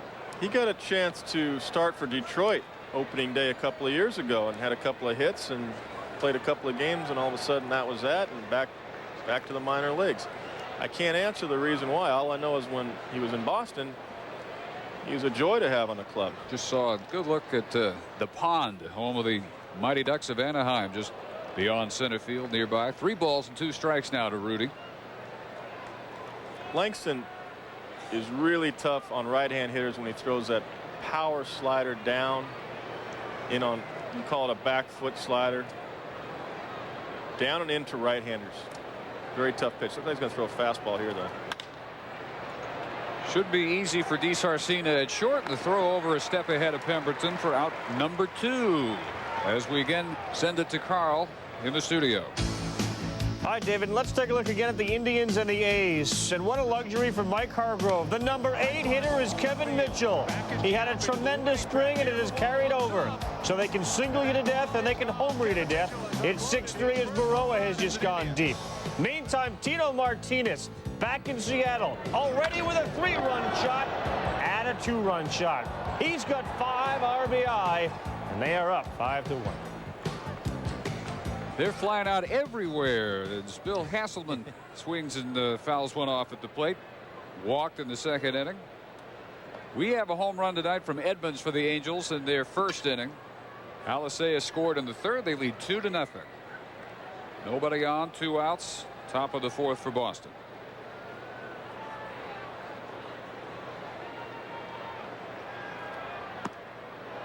Oh, 2. There's a team that will not play much of the little National League ball, the Indians. No, I That's don't ridiculous. believe so. I don't believe so. They got Matt Williams, Tomei, Kevin Mitchell. They're going for the fences. 20, 30 homers, just about every spot up and down the lineup. 1 ball and 2 strikes. Do you see any change from the out of this world power numbers last year, the all-time record for home runs? 3 teams broke what was the single season record. I think a lot of it is just the pitching. I think there's with the expansion. Well, pretty good pitching by Mark Langston, who leads 2-0. Angel half of the 4th now. Eddie Murray to be followed by Jim Leyritz and Gary DeSarcina. 2-0 lead for Anaheim. And we were talking about home runs. Here's a 15th all-time home run man in Major League history right here. 501, Eddie Murray. Well, you were touching, Dave, on the pitching and the home runs in the American League last year and all the records being broken. I think it's location. It's young guys that are up that years ago, before expansion, would be in AA or AAA. They used to say you need 600 to 700 innings of pitching in the minor leagues to learn how to pitch. Now you guys got half a year or a year and a half, and they're up in the big leagues trying to learn how to pitch. And it's location and pitch selection as well. Ballparks are part of it. The weightlifting is part of it. There's guys today that work out all year round. Years ago, they didn't used to. Years ago, Bobby Grich, then an Angel, unusual in that he was one of the first guys to go to the weights. Humpback liner handled easily by Garcia Parra in short left field. That's exactly right. And now everybody works out all year round. The hitters, guys like Canseco, McGuire, they stay in shape all year round. 25, 30 years ago, used to go to spring training to get in shape. Now you better be in shape. There's just too much competition. 2 years or next year, 98, there's going to be expansion again. And you're going to see the pitching thin out even more. So the records could continue to fall, you think? It could. Jim Leyritz flied to center in the 2nd. That's why a guy like Roger Clemens is so valuable. What he brings to the ball club. He just knows how to pitch. Along with his great stuff, he knows how to pitch. You're asking young guys to be in roles as a 2 and 3, 4 starters that normally would be 5th starters or long men in the bullpen. And so they're learning in the big leagues how to do it. Think of some of the staffs of what used to be mediocre teams 15 and 20 years ago. And what were then number 4 pitchers would be aces today. Absolutely. That's why you can look to the Dodgers, their player development system. Those guys log a lot of innings in the minor leagues. They usually go step by step. Rookie ball, A ball, AA, AAA. Before they come up to the big leagues. Leyritz couldn't hold up on that one. 2 and 2. And it's not just the pitching part. It's the fielding their position. It's holding runners. It's knowing about location, as I said earlier. Staying away from big hitters. Keep them in the big part of the ballpark, opposite field. Leyritz retired the 4th strikeout victim of Tom Gordon. This all depends on the situation in the game. I've seen too many guys on 2-0 counts try to come inside and fool a guy, and he turns on and hits a home run when he could have gone away to try to get a strike or keep the guy in the big part of the ballpark, hit it the opposite field. It's much tougher to hit a home run opposite field than it is to pull one. That was a good breaking ball by Gordon, who was shied away from what's normally his best pitch for the most part this evening. So the bottom of the order, D. Sarcina sends a base hit to right center field. Well, it's definitely for Tom Gordon. It's his strikeout pitch. When he needs a big strikeout, there's not a handful of guys that have a better overhand curveball than Tom Gordon. Got tight spin on it. Very hard to pick up, and the bottom drops out of it.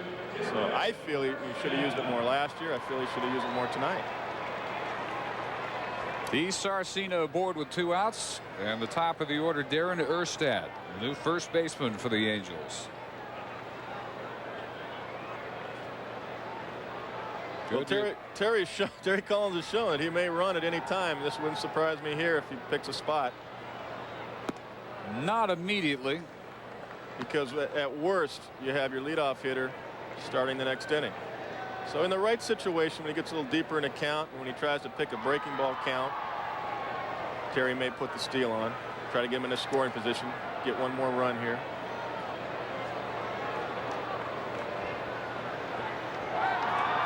Well, wary of that very prospect.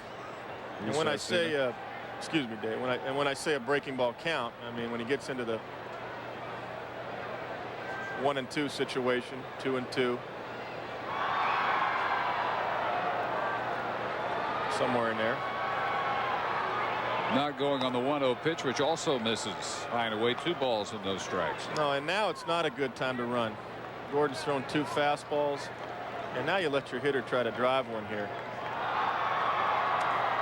This is not a good running count right here.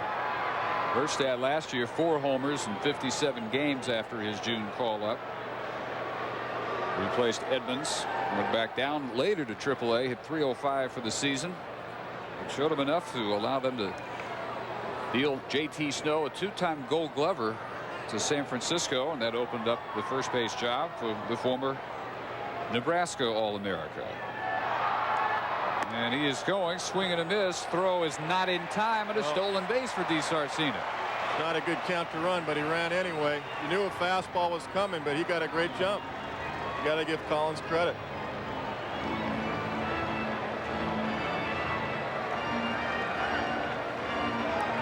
Well, Hasselman did everything he could do. He just got a good jump off Tom Gordon, and Tom was aware that he may run in this situation. And I say it wasn't a good running count because you knew he was going to get a fastball, but he beat the play anyway. So a man in scoring position for Erstad. Breaking ball is over to even the count. Alicea would be next. And now 2-2, he can throw either pitch. He could go back to the curveball to try to strike him out or get him to roll over, or he could throw fastball. Either one here is effective. Breaking ball, but Erstad holds up, and the appeal at third base, Tim Welke says he went around. And 2 strikeouts in the 4th inning for Tom Gordon. Angels lead it 2-0.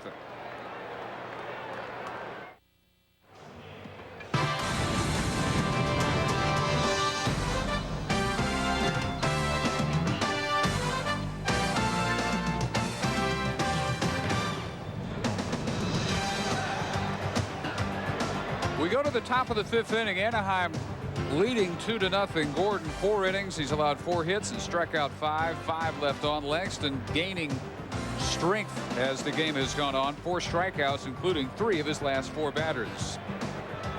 Only home run came in the first by Edmonds. Mack, bottom of the order, to be followed by Garciaparra and Valentin in the Red Sox half of the 5th. Langston's throwing the ball extremely well. Got a good compact delivery. He's got a good hip turn. He leads with the hips. Good power fastball, good power breaking ball. Pete, Mack can't catch up to, and it's 1 ball and 1 strike. Shane Mack, as we said, off 2 years in Japan. Some major readjusting, you would think, involved coming back to the big leagues here. Well, there's more off-speed pitches over there, more breaking balls, very robotic. sometimes in the teaching. And Shane had some good years over there. There's a lot of American players that are playing over there now and doing quite well. 2-1 pitch, missed that one too. The Angels have Hasegawa in their rotation. He'll go Saturday, coming over this way from Japan. It's becoming more and more common, and he will throw very little heat whatsoever. Just right, a pure I understand. This spring they thought he might throw a little bit harder. Terry Collins thought he might throw a little bit harder than what he had seen, and perhaps he will, but for the most part, most of the Japanese pitchers have very good control and change speeds well, have good breaking balls. So that's got to be tough for Mac now against a guy like Langston. I mean, it's got to look, what, 5 miles an hour faster than if he hadn't the gone. ball well right now too. Couldn't catch up to it. It's a definite adjustment. 5th strikeout and the 4th in the last 5 batters, rung up by Mark Langston. Let's see this pitch right here. Leyritz setting up in. There's the hard breaking ball we're talking about on right-handers. I believe it was last inning that he throws. It's a devastating pitch, very tough to pick up. Breaks hard down and in on the right-hander's back knee or back foot, so to speak. That's where you aim for it. Leyritz set up in, and Langston hit his spot. Garciaparra 0 for 2. 2 flies to right, and this one to left for Garrett Anderson, who drifts back just a couple of steps. And that was the pitch again, Dave. Same pitch. And he jammed Garciaparra on that pitch. That was his breaking ball inside, and it breaks down and sharply in. It's a tough pitch to hit. Mark Langston starting his 7th opening day assignment. His 4th as an Angel. Last in the opening day lineup in '94. Beat Minnesota 8-2. Here's Valentin, who has reached both times, a double in the 1st and a walk in the 3rd. Normally this would be Chuck Finley's assignment, but he continues to mend from a facial fracture, a freak spring training injury. Threw a simulated game yesterday, threw 4 innings and threw very well. They expect him to go out on assignment minor league soon. DeSarcina to his left, very smoothly handles the 3rd out. And another 1-2-3 inning by the Red Sox, who continue to trail 2-0 in Anaheim. For letting me be the player I always wanted to be. For Hank Aaron, 715. For about 21 years in the majors. For the chance to play in October. For all of us that never got to play. For standing up with dignity. For standing up. For opening our eyes. For empowering an entire race. Thank you, Jackie Robinson. Thank you.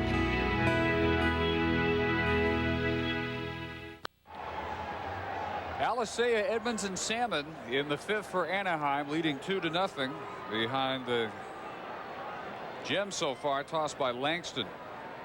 Only 1 hit allowed, a double in the 1st by John Valentin. And ball to start Alicea. He scored the 2nd run after walking in the 3rd inning.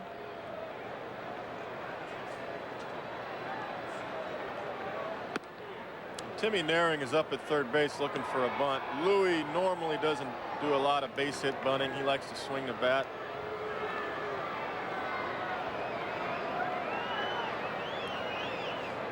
Tom Gordon, who has relied increasingly on the breaking ball in the last couple innings, it looks like, after almost exclusively fastballs in the 1st. 2 balls and a strike. Yeah, I think 20 out of 22 fastballs in the 1st inning is just a little too much. Try to cultivate your pitches as the game goes on, but the situation dictated more breaking balls earlier. Line drive, which drops in front of Will Cordero, and a base hit by Luis Alicea. Well, I'll tell you, expect anything from Terry Collins. He's done 2 things with DeSarcina that a year ago you wouldn't have seen. Here's Alicea going right with this pitch. Hasselman sits outside. Louis goes right with it. Extremely well. Base hit left field. DeSarcina, he lets swing 3-0. Terry Collins I'm talking about. Runners at 1st and 3rd and 2 outs earlier in the game. And then stolen a 2-0 count, high fastball. There's Vaughn Elshman up. And Gordon's getting his pitch count up there now. He's close to 90 pitches, which is an awful lot. He's averaging over 21 pitches an inning. And especially opening day, I don't think you'll see him go much more than 110, 115 pitches. Second visit we've seen by the pitching coach, Joe Kerrigan. Part of the order coming up here. Edmonds, 2 for 2. Homer in the first, singled in the third, followed by Salmon and Hollins. With Alicea aboard at first after his first hit as an Angel. And misses wide to Jim Edmonds. He has seen what Edmonds is capable of with the first inning home run. What's his thought process here? He's still got to change speeds. You're seeing him stay away from him right here. He's going to try to get the ball down and away like he did on Hollins. And he's got to do that. Edmonds has proven he can hit the fastball often. He's tried to come up and in on him a couple of times. When you're looking for a ground ball double play, and a ground ball pitch is that two-seamer away, like he did Dave Hollins with the bases loaded when they got the ground ball to Valentin. And again, there's concern there. That's a step-off move. That's a sign again given from the catcher. It's not just Tommy Gordon doing that. That's given from the bench. Alicea going, and Hassler can't get it out of his mitt, and an uncontested stolen base by Luis Alicea to get in scoring position. I believe what Jimmy Williams and the coaching staff's going to have to do is just start calling some pitch outs to neutralize what Terry Collins is doing to him right now. He's just taking a game right to him. Good jump by Alicea, and he had it stolen off the pitcher. Yeah, I think even if that's smoothly handled by Hasselman, that's still not much of a play. Nothing Hasselman could have done there. Throw him out. Chop foul 2-2. And Gordon's a great athlete. He's shown concern. He's got a quick step off move. He can throw over there. But when he delivers to the plate, he lifts his leg up even with his waist. And what that does, it gives too much time, allows the runner to steal second base. A time that you look for on a guy that steals second base, the pitcher can go quicker, about 1.1 second to home plate. That means the time he lifts his leg, the time the ball hits the catcher's glove. Hard shot handled by Valentin as Alicea moves along to third. First out in the Angel half of the fifth. Now managers have what they call a slide step they'll give to pitchers. And what that is where you don't lift your leg as high as you would in normal delivery to the plate with a base stealer. You glide your leg. You break your back leg down and you glide your left leg, and that allows you to get the ball to the catcher quicker. It's called a slide step. It's fairly new innovation the last several years. They have a term for it and an actual sign from the bench is when to slide step.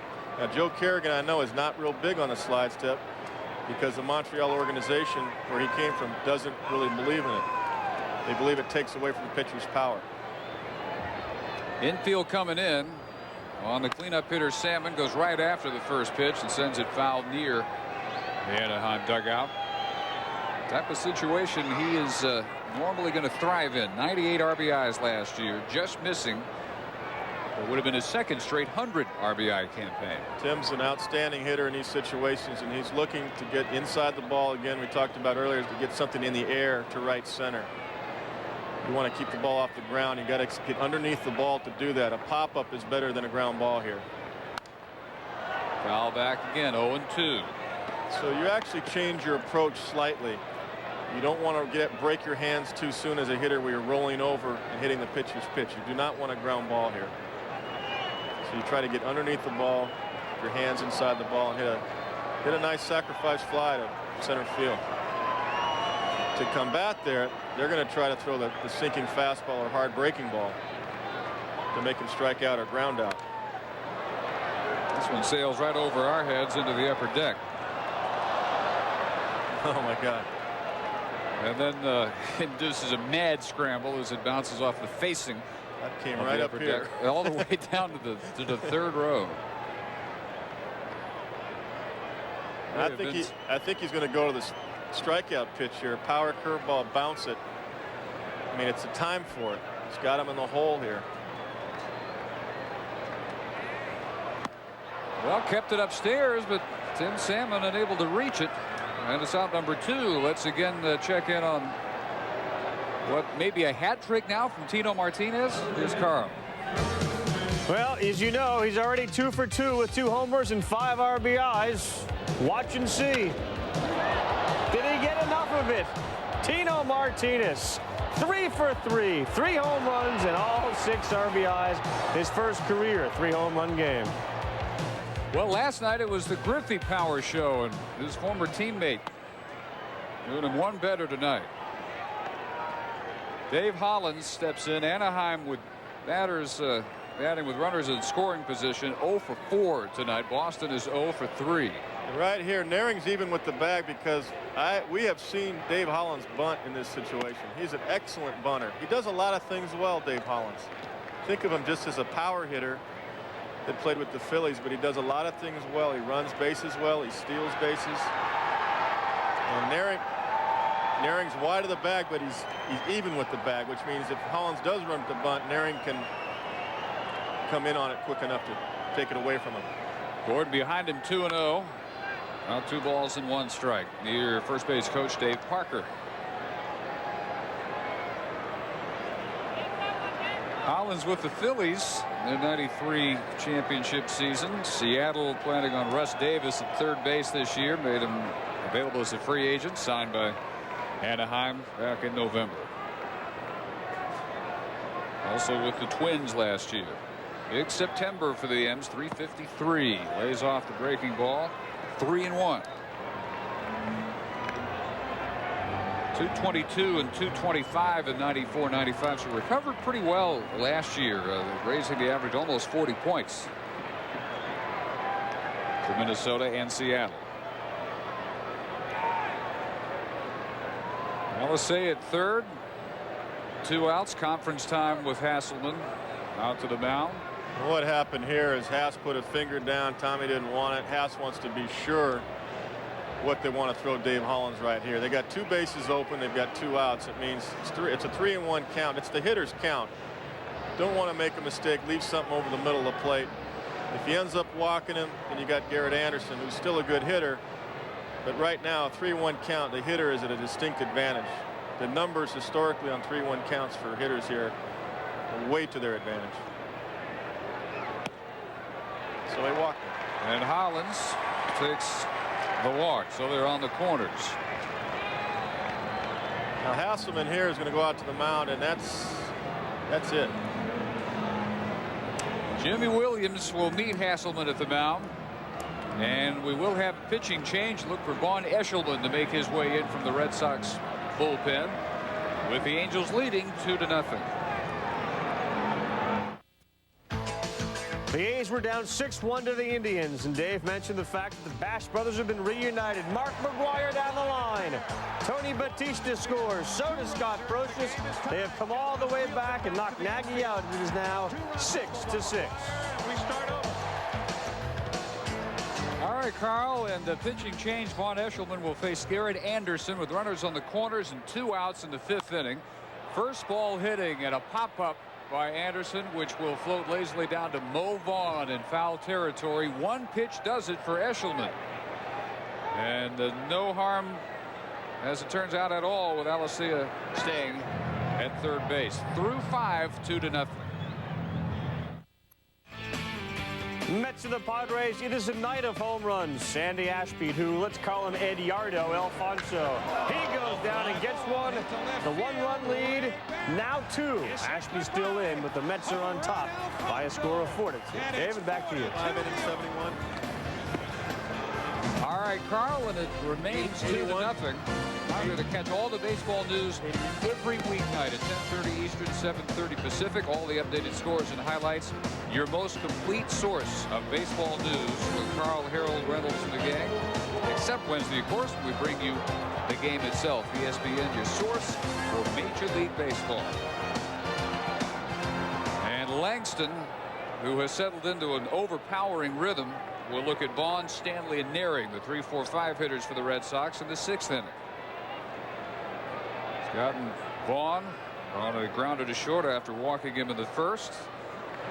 But since the 1st inning double by Valentin, the Red Sox have not reached Langston for as much as a base hit. The last 17 batters have failed to get a hit. He has walked 4 in that span. We saw an overpowering performance at Dodger Stadium by Curt Schilling of the Phillies yesterday, and this is very much on a par with what Schilling did, as he's 1-1 now with Vaughn. And Mark Langston's on a good pitch count, which is what managers and pitching coaches look for, especially opening day. He's averaging about 16 pitches an inning, which, as we said earlier, is a general guideline. Stay on that pace. You didn't get him late in the ball game to set it up for Mike James, their setup man, and Troy Percival. So if Mark Langston can get him through the 7th inning, then they're into one of the Angels' strong points, which is their bullpen, their late men. One hit stuff through 5, and is ahead of Vaughn 1-2. And that's one of the points. The Angels, they really miss Chuck Finley. They need Chuck Finley and Mark Langston to set up this ball club as their 1 and 2 starters. This staff was only better than Detroit last year. Swung on and missed by Vaughn. Strikeout number 6 for Langston. It's the power breaking ball again, I believe. He's got it going on tonight. Leyritz sits outside. That's the power breaking ball. Power slider, hard slider. Looks like a strike when it's crossing the plate and the bottom drops out of it. It's not a curveball. It breaks down and across the plate, as opposed to a curveball. It breaks over the top and straight down. 2 different pitches. Here's the DH, Mike Stanley. But when you throw it that hard, it looks like a fastball, and then it breaks down and across the plate away from you as a left-hand hitter, into you as a right-hand hitter. 1-0 pitch to Stanley. Swung on and missed. The spring ERA for the Angels this year gave them no help at all that they were going to improve off last year, when their ERA was 5.30, and again, only Detroit was worse. All-time record set by the Detroit staff. Spring this year, 8.26 was the team ERA, but they settled down against the Dodgers in the Freeway Series. Allowed only 4 earned runs in 28 innings. And they have Finley, they hope, ready to go, maybe after a brief rehab assignment at Class A. And that's why they traded J.T. Snow to get Watson from San Francisco. And he pitched well the other day in the Freeway Series here in Anaheim against the Dodgers. Really one of his better appearances. He had a bad spring as well. So I think better things are on the horizon for the Angels. They've got some quality people. And Finley and Langston lead the core. It puts Jason Dixon back into the number 3 spot, where he probably should be right now. 2-2 pitch is grounded, and Handel behind third. The long throw in time from Hollins. Nicely done. Well, Dave Hollins has an outstanding throwing arm. He's known to be a little bit erratic, but you know you're going to get power out of him every time he makes a play. He goes laterally on this play, backhands it, is going to throw off his right foot, gets his feet underneath him, and throws a strike. And when we talked earlier about getting your feet underneath you, like Tommy Gordon did earlier when he threw that ball away on a double play, that's what we're talking about. Tim Nearing sends this one deep and out of here in left field. The second base hit allowed all night by Langston leaves the yard, and a home run for Tim Nearing, and it's 2-1.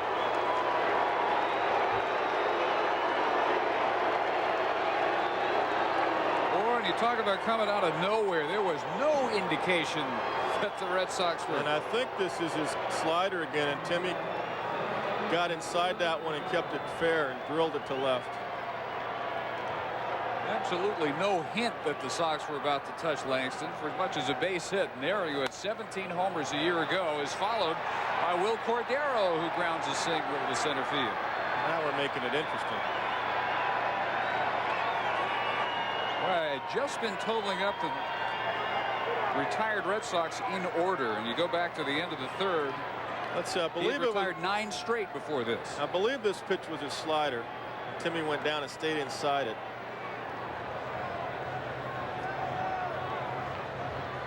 He didn't hook that ball. Stayed right inside it with his hands and drilled it to left. Just a line shot.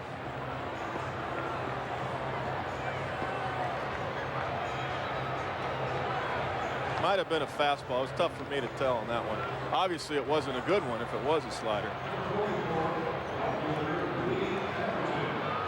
And Mike James is the right-hander getting loosened up in the Anaheim bullpen. Well, they'd like to see Langston get through this inning. Rudy Pemberton, the batter. sure. He does have 2 outs.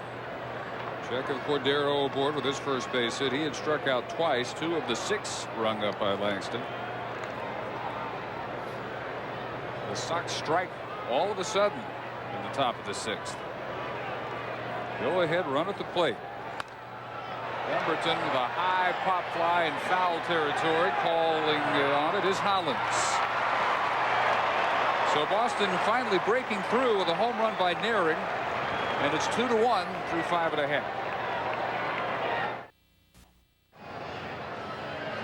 Murray, Leyritz, and DeSarcina are due up in the bottom of the 6th inning for the Angels. Their lead cut in half by the Naring home run in the top half of the inning. And we just barely got a look at Vaughn Eshelman, who retired right. Garrett Anderson on the first pitch, went right after it and popped it up to Vaughn at first base. So Eddie Murray goes again right after the first pitch and sends that one foul. Is that surprising you? They're not waiting on this? Well, it did with Garrett Anderson a little bit. Obviously, Garrett was looking for a fastball first pitch, but I believe he swung on a ball up out of the zone. Eshelman can get wild. That's why his numbers were up high last year, his ERA. He's either real good or not very good at all. There's really no in between with Vaughn. And he works fast. He's quick to the plate. He's got a fastball slider. Then he'll throw what they call a Bugs Bunny curveball sometimes with 2 strikes. Kind of flips up a real slow curveball. Base hit by Murray. His first in an Angel uniform. Eshelman was drafted off a Baltimore roster a couple of years ago, off a AA roster, and made the club in '95 and started the season with like 17 scoreless innings. He beat the Yankees. He beat Cleveland early in the season.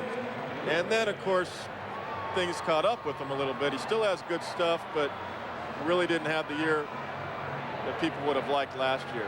Thought better things would have come for him last year. But he's a left-hander with a good arm, and guys like that will get a lot of opportunities. Here's Leyritz, who was 0 for 2, fly to center and a strikeout. Well, you mentioned the control. Eshelman in 87 2/3 innings last year, 58 walks. Right, and that's the biggest problem. He'll get it where he's working too quick. I can see already by that leg kick that he's changed. Joe Kerrigan has changed something from him from a year ago. He used to slide step almost all the time. Now he's got a bigger leg kick. Grounded hard and through on the left side, and Leyritz is aboard. Murray taking the turn at second. First and second for Anaheim with nobody out in the 6th. Gordon went 4 2/3, struck out 6, couldn't get out of the 5th, and now Eshelman has been touched for back-to-back singles. Now this is probably a bunt situation, but with Terry Collins now you never know. But this late in the ball game, you want to get these guys at second and third with DeSarcina. You're going to see Tim Naring give the sign at third base. He's letting the infielders know what play is on. Most likely, they're going to have the regular play, which is a number 1 play. And what that means is the third baseman will stay even with the bag on the grass. He'll read the bunt. If it's a hard bunt toward him, he'll have to charge and take the bunt, and there'll be nobody covering third base. Second baseman will break to first, shortstop will break to second. And Terry Collins is really going against the grain, and I like it. He's going, I can tell. I'm You're excited into the about it. style. Well, I've known Terry a long time, and I'm happy he's bringing in a real aggressive style here. Now, he's got the corners in, which is to the hitter's advantage. But what managers do here, if he didn't show bunt the first time, he may show it now. He may take it off, put it back on. There it is. Okay, there you saw it. Shortstop breaking to second. Second baseman goes to cover first. Naring read the bunt. There was no bunt his way, so he goes back to cover third. It's called the number 1 play, and all the bases are covered here.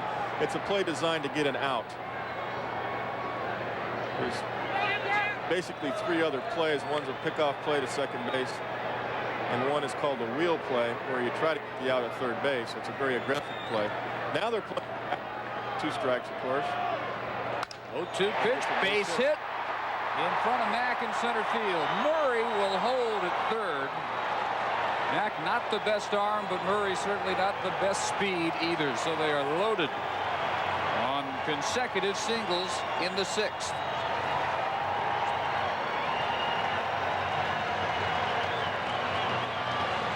we have Erstad up. There's a good throw. Just hit the cutoff man. If your arm is not feeling very good, don't try to make a great play. Just hit the cutoff man. That's what Shane Mack did there.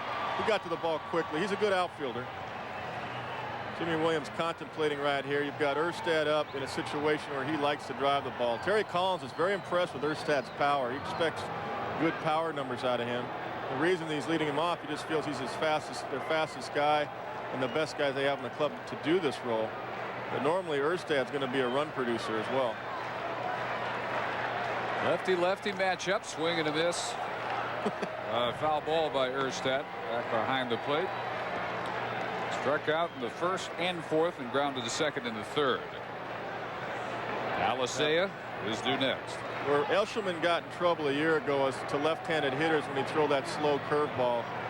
Tried to get him not to do that because the left-handers jumped on that thing. So I think we'd probably see him stay hard slider, hard fastball.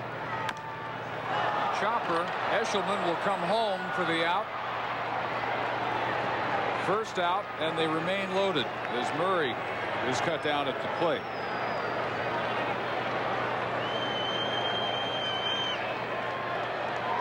Here's the pitch. That's a hard slider against the left-handed hitter there, going down and away. That was a good pitch. Got the ground ball, a little tapper. And he's in the same situation here. He needs a ground ball with one out and the bases loaded. Williams with the wheels turning. Got exactly what they needed from Erstad. Here is Luis Alicea, now struck out in the first, walked and scored in the third, singled, got as far as third in the fifth. A screamer foul in front of the Red Sox dugout. This is the whole game right here. If they score here, a couple of runs, it can break the game open for Anaheim, excuse me, not California first anymore. time. You got, I got it. That's not bad, though. We're almost halfway through this first game, and that's the first time either one of us has slipped on Anaheim. And on the flip side, if Boston gets out of this, the momentum swings the other way. So these are the pivotal points of the game. These are the fun parts for the manager. Can be the tough parts or fun parts, however you look at it. Fun or gut-wrenching, depending on how things turn out. Absolutely. I'd be standing up. You in the dugout, you would be on the top step. I'd be standing up right now and looking down the bullpen. And 1-1 pitch, swung on and missed. 1-2. Outfield giving Alicea a big gap to shoot for in left center. And Eshelman's got to stay aggressive here. Like again, where he gets into trouble is when he goes off speed in these situations. He's got to go to a power pitch and try to strike Louis out. He's got good movement on his sinker, and that looks like we're going to throw right here. Got it up. Right center field, base hit. Run comes home. Second run on the way. The throw from Pemberton is not in time and cut off. 4-1 Angels. It's a good piece of hitting right-handed by Alicea. Again, they try to go away. He tried to throw a sinker, didn't sink, and kept the ball up. Watch where this ball is. It's up. About belt high or higher, and that's a very hittable pitch. Doesn't take much. It takes a few inches. That's why you teach pitchers to pitch down. When you pitch down and you have movement down, it's tough to get the ball in the air. That's going to be it for Vaughn Eshelman as Leyritz and DiSarcina come home on the ringing base hit by Alicea, who's had a pretty good debut for the Angels. 2 RBIs and a run scored himself, so he has accounted for 3 of their 4 runs in a pitching change in the bottom half of the 6th inning. The new pitcher for Boston is Butch Henry, with the Angels now leading 4-1 after the 2-run single by Luis Alicea. He will face Jim Edmonds. Salmon due next. And don't forget the season premiere of ESPN Sunday Night Baseball. The game of the week will be right here in Anaheim Stadium as the Indians come calling with Matt Williams and company. Edmonds a home run tonight. That's 8 o'clock Eastern Sunday night. John Miller and Joe Morgan. Butch Henry will turn 29 in October, native of El Paso, 6'1", 205.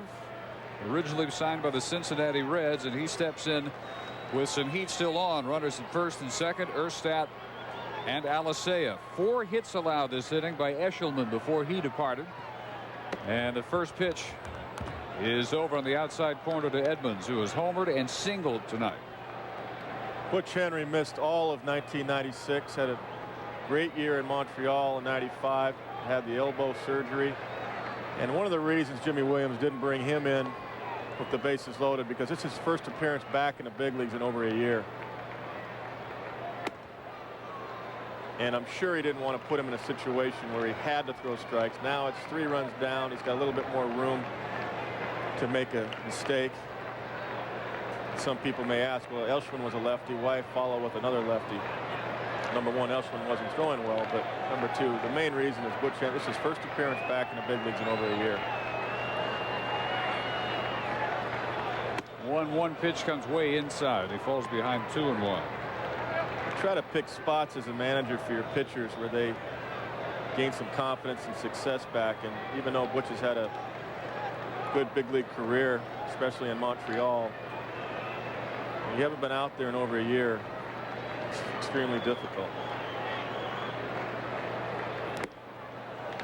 The 2-1 just misses.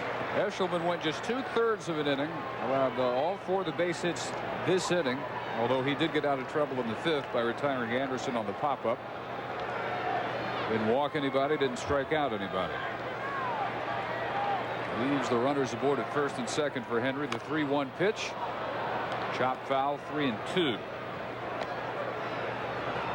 Butch is basically a control pitcher. Changes speeds a lot, takes a little off, puts a little on, mixes in a good changeup,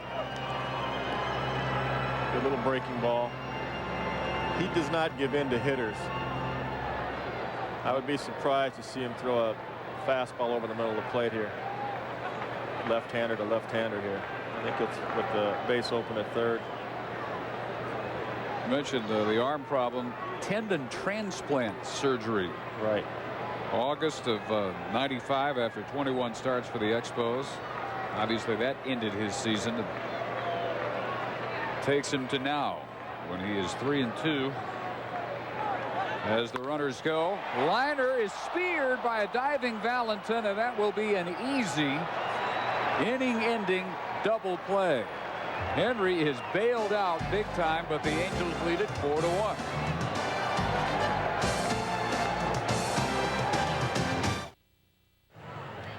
Well, we go to the 7th inning. Dave Barnett and Kevin Kennedy in Anaheim. 4-1 Angels. And Mark Langston's night is done. John Valentin, one thing he does have is good first step quickness and good hands, and he made a great play. He read the ball, dove to his left, made a great play. That ended the inning on the double play. And the new pitcher is Mike James. Last year 5-5, a 2.67 ERA and a save. Allowed just 62 hits in 81 innings, 65 strikeouts, and was 6th in the league in relief earned run average. And a long trip to the major leagues, but he has made the most of his chance. And last year, one of the best middle relievers in the American League in his first full season, 29 years of age. Langston goes 6 innings, allows the only run, 3 hits, 4 walks, and strikes out 6, and they only let him go 93 pitches. Well, I think part of the reason he just came back from the knee surgery last year, where he missed most of the year, and to start the season, get him out on a good outing. If a man got on to start this inning, he was probably going to take him out anyway, so it's better to let your reliever start with nobody on than to have him have to come in with a couple men on. And get Langston out on a positive note. It builds into your next start. 1 run in 6 innings. It's a great outing. You try to get 2 innings now out of Mike James if you can to get to Troy Percival for the 9th. Bill Hasselman will lead off the Boston half of the 7th. Right at him with a strike. Very imposing presence that James has out there. Hitters know now he will come inside with a fastball. He'll run it inside on a right-handed hitter. Mike's aggressive, always had a good arm. Started in the Los Angeles Dodger organization as a starting pitcher. And like a lot of guys, went elsewhere before he got to the big leagues. Dennis Springer is another one. Knuckleballer for the Angels. Both Dodger products. Just amazing how many people who ran through the Dodgers system have had great careers elsewhere, and the Dodgers still have the best staff. Well, there's such top good to bottom. instruction and scouting over there. Player development. Hitters, I've got to keep track of things like this. Here's a stat that Hasselman's got to keep in mind. James last year hit a batter every 8 innings. And we were very well aware of that, and unintentionally, Mike Stanley got hit very seriously right here in this very ballpark. Top foul, still 1-2. He's one of those guys that's just wild enough where the hitter can't dig in. What an asset that is, especially for a reliever. Yes, he's just wild enough where you say, okay, anytime you start to get comfortable and boom, here comes a fastball in off the plate. But right now, he wants to get Hasselman out. No base runners. There it is. There's the inside pitch. Riding right in on his fist. And Hass, believe me, is thinking about that. We all saw Mike Stanley go down last year, and he missed a few games. He got hit in the head very seriously. And I know Mike James felt bad about that. I've known Mike for a long time personally, and no pitcher tries to hit anybody in the head. 2-2, and he seemed to take something off that one. Let's check it again with Carl Ravitch. All right, Dave, and guess what? It works. Dave Justice in either league can go deep against Billy Brewer. Man, does he get all of it. Second deck in Oakland, and the Indians have gone on top in what is your classic American League game, 8-6. James' second batter will be a pinch hitter.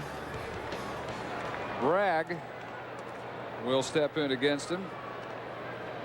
Darren was acquired in a trade with Seattle for Jamie Moyer last year and really inspired the club, put in a leadoff spot, played every day against right-handers and left-handers. He's a real scrappy type player, kind of a Lenny Dykstra type, and brought a lot to the ball club last year to help the recovery that the Red Sox had. Darren Bragg batting in the Shane Mack's 9th position. He's an excellent outfielder, can play center, right, or left. He'll work the count, and he actually hit a home run off of his former teammate Randy Johnson. Grand slam against him in Fenway Park. Well, James falls behind him 3-0. I don't know who was shocked worse, Darren Bragg or Randy Johnson, but they were both shocked. You would get every copy of video you could and save that for every relative you have. I think Darren did. He's a real quality guy. He's going to get a lot of playing time for Boston before it's all over this year. Taking it 3-0, looks at a strike. And what the Angels are doing right now, and Terry Collins, they're looking for outs. They're counting outs. When you get to the 7th inning, you've got a 3-run lead. You start counting outs. You got 8 more to go. No big innings is what I'm saying. When I say counting outs, you minimize the big inning now. Don't let yourself get in that situation. Especially the bottom of the order, and then you're going to turn it over with little power at the top. Garciaparra on deck, and then Valentin. That's right. So you've got to go right after Darren here. You've got to throw a fastball over the middle of the plate. You don't want to walk him and create something for Boston. Start the momentum to switch the other way. That's what I mean by saying no big innings. If he gets a base hit, he gets a base hit. But now you can't go too much location. Just right down the middle with a fastball. Make him hit the ball. And he walked. Nope. Sailed outside. Bragg is aboard. That's exactly why Darren was sent up there, to work the count, draw a walk, and that's what he did. This is where the strategy of the ball game for managers, really, the chess game really comes in. These close games, which 3 runs is a close game in the American League. Believe me. Here's Garciaparra, who's flied out all 3 trips, twice to right, once to left. At the 4th walk allowed by Angel pitching. Beg your pardon, 5th walk. Langston had 4 as he struck out 6. We talked about a slide step. Mike James has a slide step almost all the time. This is what a slide step is. He just barely lifts his left leg and goes quickly to the plate. And if you timed him, by the time he moves his left leg to the time the ball reaches home plate, he's probably around 1.0, 1.1 seconds. That's very difficult to steal off of. Well, again, falling behind. 2 balls. And Leyritz wants a conference. It's doubtful that Bragg would steal here. especially off of Mike James, but it's just information that coaching staffs keep for the next time you play him when you might be in a steal situation. You know you can't run very well off of Mike James. The catcher's release time from the time he receives the ball to the time he throws to second base, an average time is 2.0 seconds. So if you combine the 1.1 to 2.0, it's 3-1. And there's Chuck McElroy, left-hander for the Angels in the pen. It's apparently just saying, come on, go right after him. Absolutely. And, heat right there to make it 2 balls. I'll just continue the point, Dave, of the timing of it. 3.1 seconds to get the ball from the pitcher to the catcher to second base is a very good time. A guy like Ricky Henderson on a steal would be about 3.2 down to second base. Missed again just outside. He's behind 3-1. That's where the timing has to be perfect. The sequence between the pitcher and the catcher and the throw and the tag at second base on steal attempts. Valentin on deck would be the tying run. 3-1 pitch. Strike 2. Went after it and then held up, but it was on the outside corner. Yeah, we'll find out what kind of manager Jimmy Williams wants to be right here. Garciaparra, for the most part, is a contact hitter. You're in a running count, but you're down 3 runs. Darren Bragg can run. He looks like he's going to run right here. Got a good jump on that one. Ground ball barehanded by James, and he will retire Garciaparra. Off balance, but handled it extra smoothly. Now that turns out to be a nice play, but many times what will happen on a ball back to the mound like that, you know DeSarcina is going to make the play somewhere. And he could have knocked the ball away and created a base runner. So that's a play. It's just an instinctive play for a pitcher. But really, it can be a dangerous play. Number one, you can get yourself hurt, fielding a ball with your bare hand. Number two, usually on those types of plays, you end up knocking the ball toward third base, and you got 2 base runners on. So you really have to know where your infielders are. You know DeSarcina's got that play. But on the flip side, it's just instinctive for a pitcher to react and go after every ball. But you've probably seen many times, particularly on the glove side, a ball hit a little bit to the right of the mound, a pitcher kind of go for it and knock the ball away from a second baseman who's right there into right field. That happens a lot. Very difficult to teach, though, not to do it. Well, they've talked over Valentin, who, until the last inning, had the only Boston hit, a double in the first inning. Last inning, nearing homer, followed by the single by Cordero. They have only 3 hits. And a broken bat pop-up. It's going to go behind the Red Sox dugout. Bat goes behind the Angel dugout. Ball one way, bat the other. Mike James has really good movement on his fastball. He always has. And when you've got power and movement, make it very difficult to watch this ball run in on Valentin. This just saws him off. That is deadly. Ball looks like it's going to be over the middle of the plate, and in the last 2 or 3 feet, it breaks in toward the right-hand hitter. Not a slider, it's a sinking type fastball. Right-hander to right-hander will break in, move in on the right-handed hitter. Valentin will step back in. Mo Vaughn in the on-deck circle. If Valentin can get aboard. 296 a year ago. 9 of his 13 homers at home at Fenway. 59 RBIs. Talking about being hit, John Valentin was hit 2 years ago by Tim Belcher in a hit, much like Stanley, and he has not forgotten that.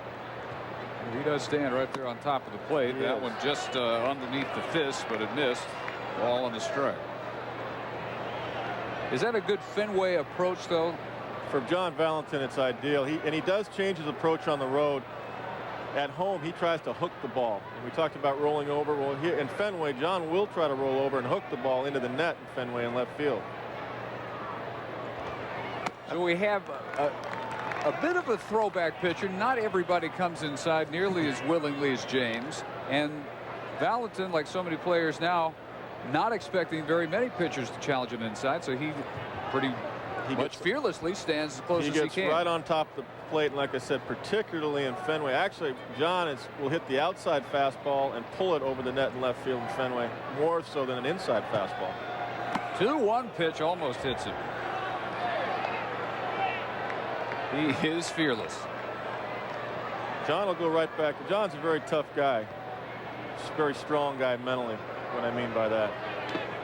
But you do remember, you know, when you get hit in the head.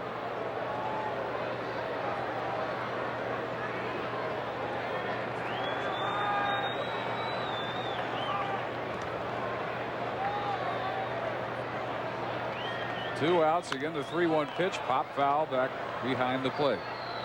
The reason they're going inside there is because he's got such good movement, and they know that John he likes the ball out over the plate when he hits for his power, not really inside. Some guys like the ball middle in and they stay inside the ball with their hands. John likes to hook the ball when he goes for power. And the best way for him to hook the ball is a ball away from him. So they're coming right back inside again to try to jam him. On the 3-2, lines it to the gap in left center field. This is a base hit, and coming around to score is Darren Bragg. It is 4-2 Angels. And they jammed him right there, but John's strong enough. He got it over the shortstop's head for the base hit. And that's a big run for Boston. Here's the pitch. They're sitting up inside. Ball tailed back over the plate. Broken bat, but a base hit. Bragg scores after reaching on the walk, and so you have what the Red Sox hoped they would create in this half of the 7th inning. Time run at the plate here. Mo Vaughn. Liner off the glove of James, and unable to handle it is DiSarcina. If he handles that cleanly, they get Mo at first. There's the play I'm talking about. I like to see the replay. That play is really your infielder's ball. It's a play that the pitcher knocked again, but it's a reaction play. Actually should have handled it. He should have handled it. In the inning, should he? Either guy could make the play. Mike should have handled that one. But if he doesn't, if it goes over his head, Alicea is right there. Mo doesn't run well. But that play he should have gone after. That play he should have handled. Well, another conference as they discuss Mike Stanley. So Mo Vaughn wasting no time at all jumping on the first offering from James. Valentin moves to second. I've seen so many times from there's McElroy again waiting. And we're going to have a pinch hitter as Reggie Jefferson, left-handed hitter, will step in, and that may mean we will see Mr. McElroy. Terry Collins making his way in. Got to be McElroy here. Reggie's an outstanding hitter. Great hitter against right-handers. James goes 2/3. Allows 1 run so far, responsible for the 2 aboard. ESPN News. Peterson, he doesn't even know what ESPN is. I was like, you watch ESPN News? He was like, what? He doesn't even know what ESPN stands for. ESPN stands for, like, it's like sports in Spanish, right?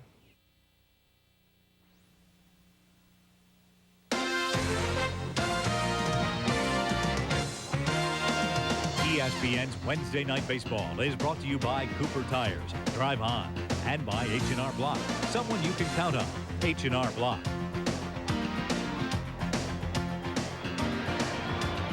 Chuck McElroy is the new pitcher for Anaheim. Last year, excellent numbers. He was acquired in May for Lee Smith, only the all-time leader in saves. Great recovery from an awful 95 with the Reds, his 3rd team in 5 years. Fastball and a curve, setting up a forkball. Last year at one point beat the Royals in June 3 times in consecutive games, one of only 8 relievers ever to beat the same team 3 games in a row. And he will face the pinch hitter Reggie Jefferson with 2 men on and 2 outs in the 7th inning. 4-2 game. Angels trying to stay on top by 2. Reggie's an outstanding hitter, particularly against right-handers. So we got the left-hander here, but they've got to stay away from him. Reggie does drive the ball the other way, but his home run power is middle in. On the road in Fenway, it's a different story. He can hit that ball in the net going the other way. So you really play the elements here. Reggie's a low ball hitter. Going to try to throw him breaking balls away and fastballs up above his hands. You see where his hands are? They're going to try to go up the ladder on him. That's how you pitch Reggie. Didn't go around that time. third base umpire Tim Welke. Now, I know Jim Rice has worked with Reggie on getting his hands up a little bit because that's the one hole he has. And right now his hands are actually a little higher than they were a year ago. You can see that right away. Yeah, he does. He drops his hands a little bit. But he's starting high, and then he'll go down a little bit. 1-2. His hands are higher than a year ago. Jefferson bounced around quite a bit. Cincinnati, Cleveland, Seattle, finally in Boston. And with Canseco and Greenwell hurt for you last year, really took advantage of his opportunity. He had a great year. Even played some left field. 19 home runs.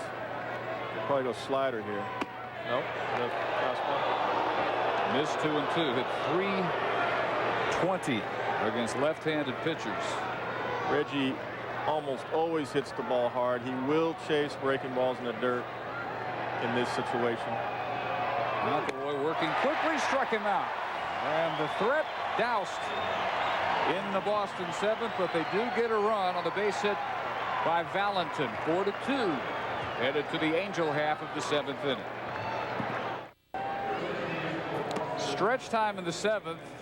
McElroy does the job and preserves the 4-2 Anaheim lead. Salmon, Hollins, and Anderson do up against Butch Henry in the bottom half of the 7th inning. And staying on to play in center field is Aaron Bragg, who pinch hit for Shane Mack.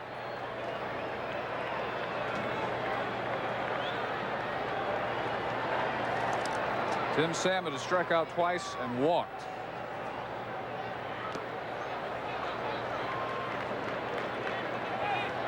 What an important strikeout that was, too. Runner at third base, less than 2 outs. Tim swung a fastball up out of the zone.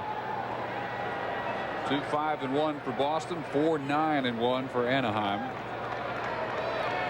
1-0 pitch to Salmon. Evens the count. Butch Henry can come back this year. He could be really big for the Boston Red Sox because he can also start. That's what he did the last few years in the big leagues. He's done both in the minor leagues. He was a pretty good starter for Montreal before he got hurt. Just coming into his own. Pop up. And right behind second base, going to be handled by Valentin for the first out.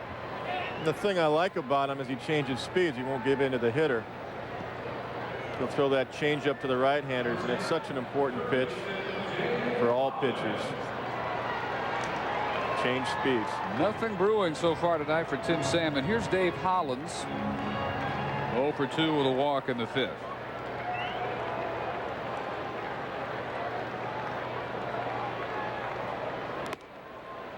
Butch Henry, a starter for the Astros in the early 90s before going over to the Expos. You throw that changeup, just get the hitters out in their front foot, off balance. It looks like a fastball. And it neutralizes them. Two former National Leaguers facing each other. This seemed like a National League game, about an hour and a half ago. It did, but we're at that 3-hour mark. 3 hours and about 15 minutes is a typical American League game. This is getting ever closer to that breakoff point. 3 balls and no strikes. You know, the league tried to get the umpires maybe to change their zone, call more strikes, but the bottom line, we touched on earlier, is pitching. You got guys today in the big leagues, more guys today that should be in the minor leagues. Strike one. But don't you think if they had done as they said they would, go back to the letter high strike, that has to not only help the pitchers but speed up the game? It's part of it. It's part of it. But you have to establish that early, like Curt Schilling did yesterday. Then as your game goes on, you're going to get a couple of more inches outside that'll be called for strikes. Base hit up the middle, and Dave Hollins has his first base hit as an Angel. You know, you got Vaughn Eshelman, who was drafted and came out of Double-A, never really played Triple-A. He's had 2 years in the big leagues almost and just touched Triple-A back and forth in '96. He really hasn't fully developed yet as a pitcher, and he's got good stuff. So if you send him back, you don't want to lose him. Here's the pitch to Hollins. Outside fastball, goes right up the middle with it. And that's the reason. So if you have 3 or 4 pitchers like that on your staff, And it's not anybody's fault. It's just the design of the game today with expansion and 10 and 11 man staffs that you need today in the big leagues. Here's Garrett Anderson. 0 for 2 with a walk. Angels dealing Chili Davis to Kansas City. Left field is his. 3rd-year pro. 3rd year in the majors. Native of L.A. He hits left-handers pretty well, too, normally. Swung at a bad pitch when he faced Elsterman. But this time around, facing lefty Butch Henry, he's taken the first 2 pitches. Hit left-handers, in fact, 11 points better than he hit right-handers last year. Right, he stays in there very well. They've got that outfield for a long time. Signed him to an extension. Modest lead at first by Hollins. They're going to check him anyway. With Edmonds, Garrett Anderson, and Tim Salmon, the Angels have a solid outfield for a few years to come. And the youngest outfield in the majors. They can get that pitching in order, get a couple of starters to complement Finley and Langston. They've got the closer in Troy Percival. He's as good as you want to see, and we're going to probably see him tonight in the 9th inning. Good setup people, too. It's getting from point A to point B. Right. Finley and Langston That's the have key. no problems with the rest of the starting staff and the relievers other than a James or a Holtz and a Percival. Those are the people that may determine where the Angels go this year. That's the whole bridge, and many people say, why do you leave a guy out there for so many pitches? Why do you do that? Well, this is the reason, because there aren't a lot of good middlemen to get to the late men. So you want to let your starter go as long as you possibly can. That's why he's a starter. He's got the best stuff. Langston started tonight for the Angels. It was Gordon once upon a time for Boston. The 2-2 pitch, and Anderson reaches out, and that is foul right at the plate. That's not to say that relievers don't have good stuff, because Troy Percival certainly does, but his repertoire is fastball, curveball. A starter like Langston has fastball, curveball, slider, changeup. And if you can find 5 guys like that, then you've got something. The Dodgers have 5 guys like that, but most organizations don't. They've got maybe 2 real quality starters, and they have to mix and match with the rest sometimes. Yeah, the Atlanta Braves, they've got quality starters all the way down the line. You're facing Smoltz and Glavine and on and on and on. Same with the Dodgers? Dodgers, those 3 clubs. That's why everybody's looking for pitching. You're seeing more international pitchers now, more Japanese pitchers. Base hit to right field. Hollins will take the turn and go on to third. They'll be on the corners for Eddie Murray. Well, as we touched on, he's usually a really good hitter against left-handers, and he's just reached out and poked that one through the right side. Stayed right in there, really. Threw his hands at the ball. See his tail looked like it came out, but he had his hands over the plate and threw his hands at the ball and got the barrel of the bat on it. Third base coach Larry Boa hanging on with Hollins at third. First base hit tonight by Anderson. Murray, who singled his last trip up. The object of the discussion. And don't expect Terry Collins to stop running now. It's only a 2-run game, 1 out, first and third. It's a double play situation. Again, Butch Henry's going to try to paint one if he can on the outside corner with a little movement to try to get Eddie to roll over one if he can possibly do it. It's Hasselman sitting outside. Missed off the plate. Ball 1 to Murray. Eddie is a pro, though, at this. This is where Eddie Murray is going to be valuable to the Angels. I don't care what people say about his bat speed. This guy is the best at clutch situations, driving in runs. Even better if there was one more guy out there. Career with the bases loaded, 413. Went after that one off the helmet of Hasselman. Knocks his mask off. In fact, it was 1-1. And Butch Henry staying with his game plan. That's one good thing about him. Like I said earlier, he's not going to give in here. He knows what Eddie Murray's capable of doing. He's not going to let him have a pitch that he can drive out of the ballpark. It's going to change speeds, try to paint him on the corners. Among his accomplishments, he now has the major league record with 20 straight seasons, at least 75 RBIs. Aaron had it at 19. 2 balls and a strike. Little cut fastball right there. Last year only 229 with runners in scoring position. Atypical for Murray. Drove in a total of 79 with the Indians in his return to Baltimore.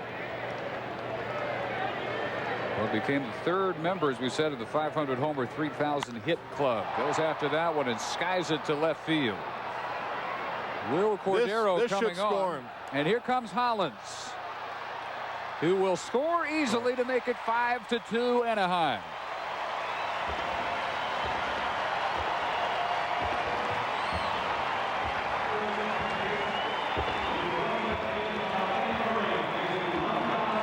Murray does the job with the sac fly and has his first Angel RBI. Well, here's the replay. Eddie does his job, keeps it off the ground. Butch Henry got that ball up, and you got a left fielder that's new out there with a below-average throwing arm, and it's really no contest. The ball dies once it hits the grass. Hollins didn't even need to slide. That's a huge run. I think, as we said, Eddie Murray, that's what he does best. That's why they acquired Eddie Murray. And he has reached the 1,900 RBI mark and gets the standing ovation from the crowd here in Anaheim. First RBI as an Angel is the 1,900th of his 21-year amazing Hall of Fame career. Jim Leyritz, the hitter. Be surprised at a first move here with Terry will run. He showed that in the Anaheim Freeway Series off of left-handers. And again, what that means is off a left-handed pitcher, the base runner will break as soon as the pitcher makes any movement at all. It's called a first move steal. Terry may pick his spot with Anderson here. There's a high leg kick by Henry. The time before he went to a little bit of a shorter leg kick.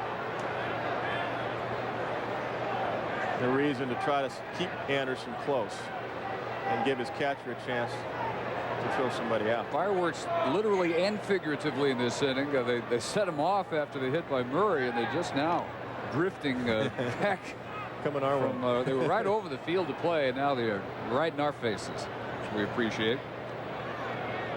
But they're owned by Disney, and they're going for the showbiz angle. They'll have a big fireworks show when it's done tonight. 1 ball and a strike.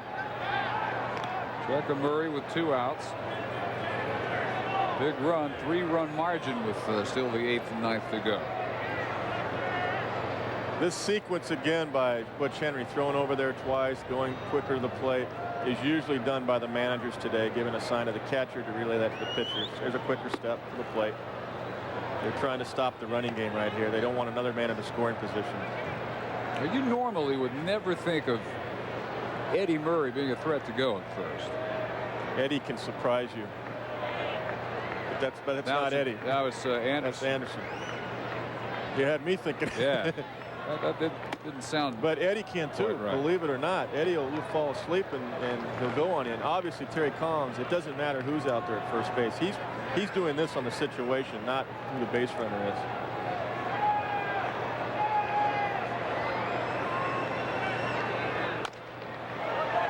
Chopper is going to be handled by the pitcher Henry on to Vaughn to end the inning. But the sac fly by Murray scores Hollins and makes it a 3-run game, 5-2 as we head to the 8th inning. Yesterday, Curt Schilling was masterful as he shut down the Dodgers. Tonight, Hideo Nomo did his job, and so did Darren Dreifer. Here, the final out of the game. Nomo goes 7, strikes out 8. Mondesi 3 for 4, 4 RBIs. Dodgers and Phillies each 1 up and 1 down. Dodgers yesterday got 1 ball out of the infield against Schilling. They bounce back tonight. Red Sox try to bounce back. They've got only 2 more cracks, and this really may be their last true chance because you know who's coming to the ninth. Troy Percival. Naring, Cordero, Pemberton due up top of the 8th inning. Chuck McElroy struck out the only man who faced Reggie Jefferson to close out the 7th. Boston before that had managed its 2nd run on the RBI single by Valentin against Mike James. 1-1 pitch is lined to right, the base hit for Naring, who is 2 for 4 tonight. That's why Tim Naring's such a good hitter. He just takes what the pitcher gives him. Time before off of Langston, he tried to come in for a 2nd time and he hit a home run. This time McElroy goes up and away and Timmy just slaps it in the right field. That's what we touched on earlier in the ball game. He'll try to pick spots, and when he does make a mistake, he's gonna make outs like everybody else, but he makes adjustments at the plate, and that's how you learn how to hit. That's how you become a good hitter. Will Cordero, the left fielder, 1 for 3, struck out in the second and fourth against Langston. Singled his last time up. Tim Naehring is not a running threat right here. I'd even play behind him to give the first baseman better range in case the ball's hit through that hole. This Cordero can go the other way. The outfield plays him to go the other way, but Erstad hanging right on the bag. And they need base runners now. One more base runner brings the tying run to the plate. So I'd play behind him. Naehring is no threat to steal.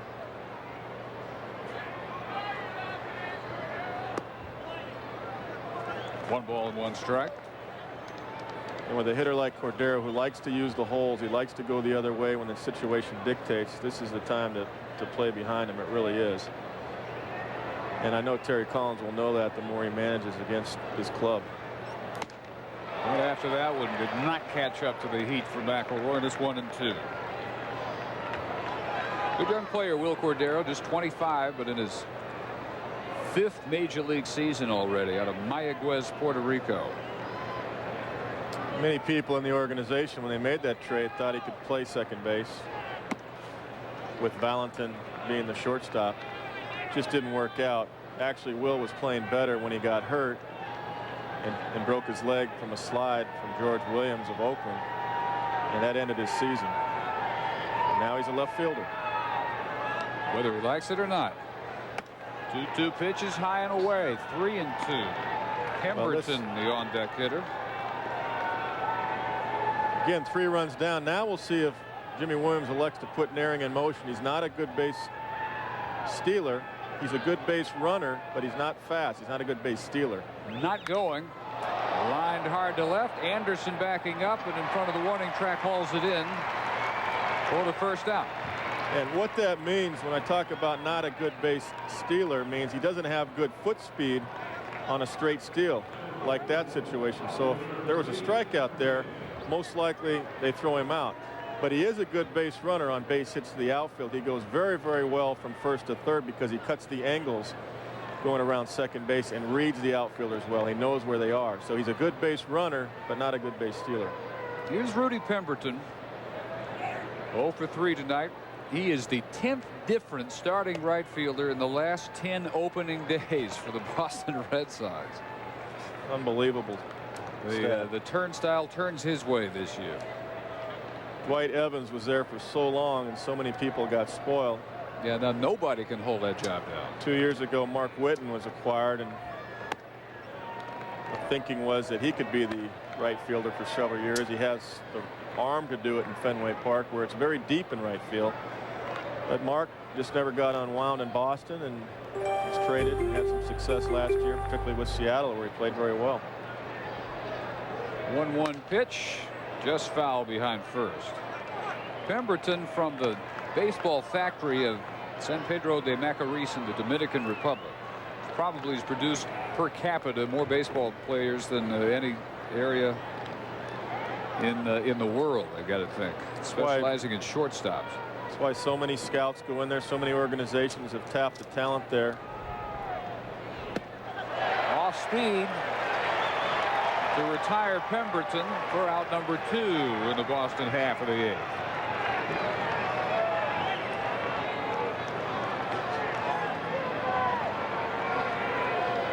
It's a good backdoor breaking ball to Pemberton, and a backdoor breaking ball, you throw it on the outer part of the plate and try to drop it back on the back foot, his right foot, as opposed to what Langston was throwing earlier, which is a breaking ball down and into right-handers. That particular one almost came around the plate and caught the outside corner.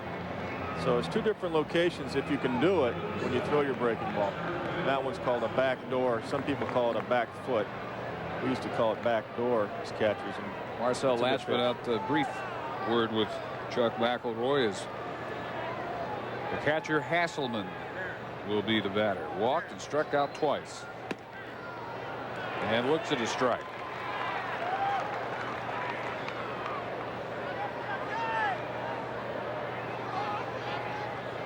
once backed up Troy Aikman at UCLA. Foul at the plate, no doubt part of how he became such a fierce competitor. Good handler of pitchers, as we discussed. Hass is quiet on the field, but very professional, very intense.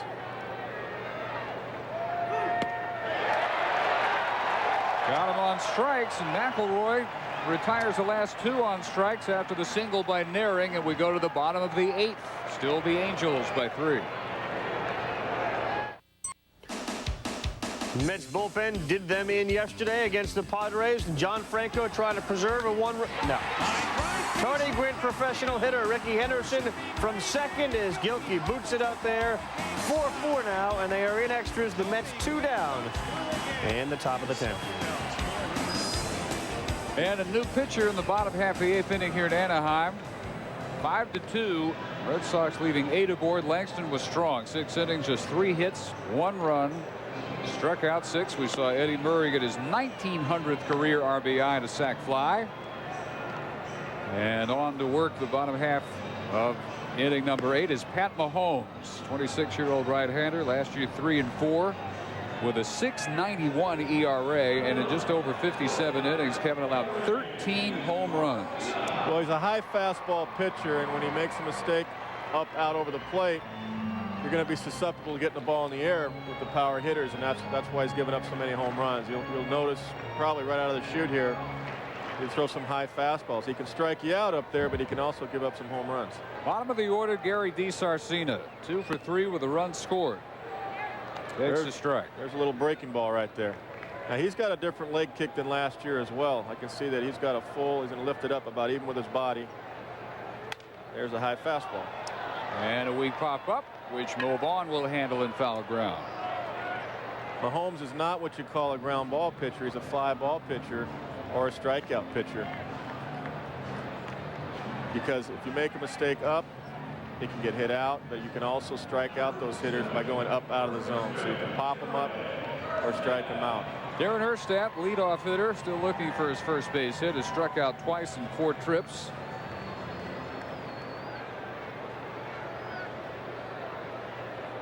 Alicea had 2 hits and a run scored in the on-deck circle. Right after the first pitch, and skies this one for Bragg, and straightaway center field for out number 2. Mahomes is one of those guys that pretty much is going to go right at you. There's no fooling around. It's going to be fastball, curveball once in a while, but mostly fastballs. Had good minor league numbers with the Twins. Never really stuck with them, and you got him with Boston late last year. And saved a couple of games late in the year. Actually did a pretty good job. You even used him 5 times as a starter. Started occasionally. He started in the minor leagues. Came up the Twins organization, started for Tom Kelly over there. Never really panned out. They found the most success in Minnesota was in the bullpen and long relief. And now he's up in the zone a little bit. This is where he's gotten himself into trouble. He's lacked the consistency in the major leagues so far. He's had some decent minor league numbers. 2-0 delivery, and going right after it, right into the lower level of the upper deck, and apparently a very poor effort by whoever had a shot at booted it up there. Man, are they blistering. He'll go right after LSA again here. Another pop up, and Naring, drifting over near the dugout, will not be able to handle this one. Guy with a hat couldn't either. Now they're all over him. They are unforgiving in Anaheim Stadium. They want to see some defense. They want to see some plays made. Opening night crowd expected around 30,000 in the newly renovated look. It holds 34,000 this year. Will be finished by this time next year about 45,000. Good looking park. Baseball only now, with the Rams gone to St. Louis. Breaking ball for strike 3 and a 1-2-3. 8th inning work by Pat Mahomes. We go to the 9th. Angels leading by 3.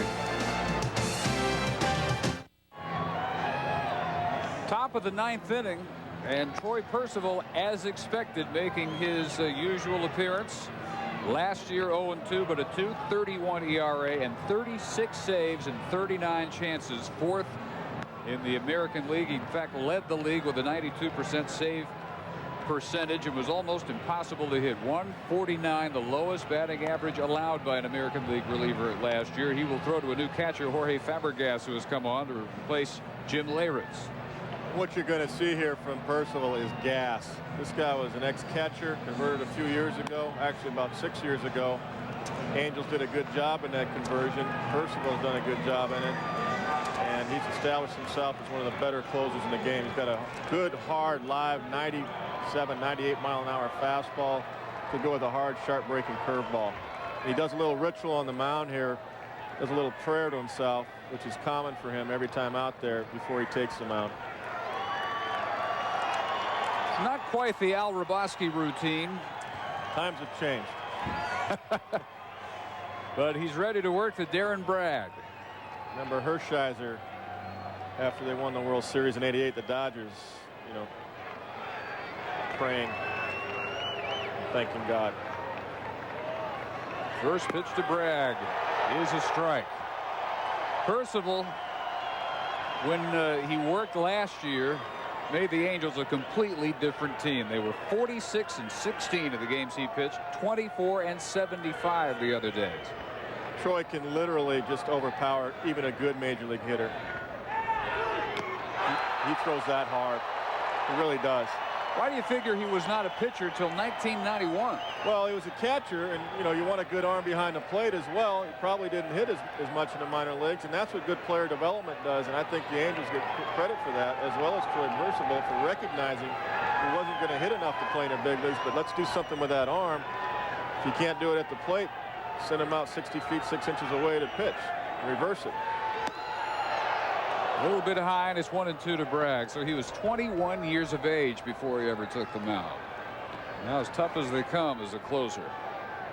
And little things like holding runners and feeling his position are still a problem for him, but he doesn't have too many base runners on. Those are things that in time he'd be better at. But he's got gas. Bragg barely able to stay alive. He also supplies the power, and when good hitters do catch up with one, they'll hit a long way. They'll hit it a long way. And Albert Bell proved that last year when he got him in Anaheim. But that number you said, 92% conversion of saves, that is an outstanding number, a good number for a good reliever in closing ball games. If you save about 83% of your ball games, that's considered a very good number. So 92%, you can imagine, is that much better. That's the best. It's first in save percent. Rick Aguilera had an 83% conversion ratio in his career when he was a closer. Fabregas, a very brief word with him. What do you think that was about? Well, to see if you may want to drop a breaking ball on Darren Bragg here, or go right back after him, most likely, just to see what he wants to throw. He's got to count 1 and 2 where he can, if he wants to, he can drop a hard breaking ball and try to get him to chase. You're going to see that pitch. You usually look for it when you are ahead in the count, as he is. Absolutely. Here. If he does, he'll come right back with the fastball, 2-2. The 1-2 pitch is the breaking ball, and he misses right at the ankles. And that's what that conversation was about. And I have no doubt in my mind you're going to see gas here, 2-2. You're going to go right back to the fastball. That was just to see if Darren would chase it, give him a chance to work on his breaking ball. Just one pitch there on a 1-2 count. Now it's going to be all fastballs. Matter of whether you can catch up to it. And Bragg can't. And that's a good sequence. It gives Percival confidence that maybe once in a while he's going to need that 1-2 breaking ball. And then he come back. When you get even in a count, you want to go right back to your strength. That's his fastball. And that had a little tail on it going away. Just blew it by him. And Darren's a decent fastball hitter. That just blew it right by him. And Terry's got to be feeling good about having this guy. Nomar Garciaparra is 0 for 4. Last time up, a Sterling play by James, barehanding his shot up the middle. Strike one to Nomar. Well, Percival doesn't look like he was hurting at all this spring to me. He could throw like this on opening day, but apparently he was. And they're glad they have him back. He blew that one by Nomar. Nomar can chase the high fastball too. Tried to, missed it, 0-2. That's where you pitch him. Go right up the ladder on him. Better than 12 strikeouts per 9 innings pitched last year by Troy. That was the best ratio of any reliever. I think he'll go right back up the ladder, which means you go up, but just a notch higher. Now he's going outside. We'll see. Yeah, the catcher was sitting outside, but Troy went in. And what I mean by saying up the ladder, you go one notch higher than you did the time before, and a lot of times hitters will chase that. If Nomar has one weakness, that's one thing he'll do. He'll chase high fastballs. 1-2 pitch to him. Not a bat on it. Sends it foul. Out of play. Still 1-2. Well, first American League managerial experience by Terry Collins, and I think more than living up to his billing. I think very impressive for Terry opening day, for the fans in Anaheim, for his ball club, showing that he's going to run at any time. He's going to not sit back. He's going to let guys do things and show him as a manager that they can't do things. He's going to let them play until they show him he can't. Again the 1-2, and again foul. And there's that breaking ball again, 1-2, and he'll probably go right back upstairs with a fastball. But Terry's very impressive, and having been let go, as we touched on at the top of the broadcast, is by Houston for being too fiery and too aggressive is the exact reason the Angels hired him, and he's proved out right tonight. 1-2 pitch sails over his head. Mercy, did that one ever get away? That would make your life flash in front of you. You couldn't even chase that one. That was too quick. He's just trying to go up and in. He knows that's a hole that Nomar has, and just got away from him. And he really didn't finish his pitch there. You saw the finish on his deliveries. Percival kind of just stayed straight up. Don't look for Nomar to be digging in on this one, though, at 2-2. Just got a piece. And they know where to go on Nomar. It's not to say Nomar's not a good hitter. He is. But all hitters will have one weakness normally that you're going to go to try to put him away. And that's where they're trying to get him right now.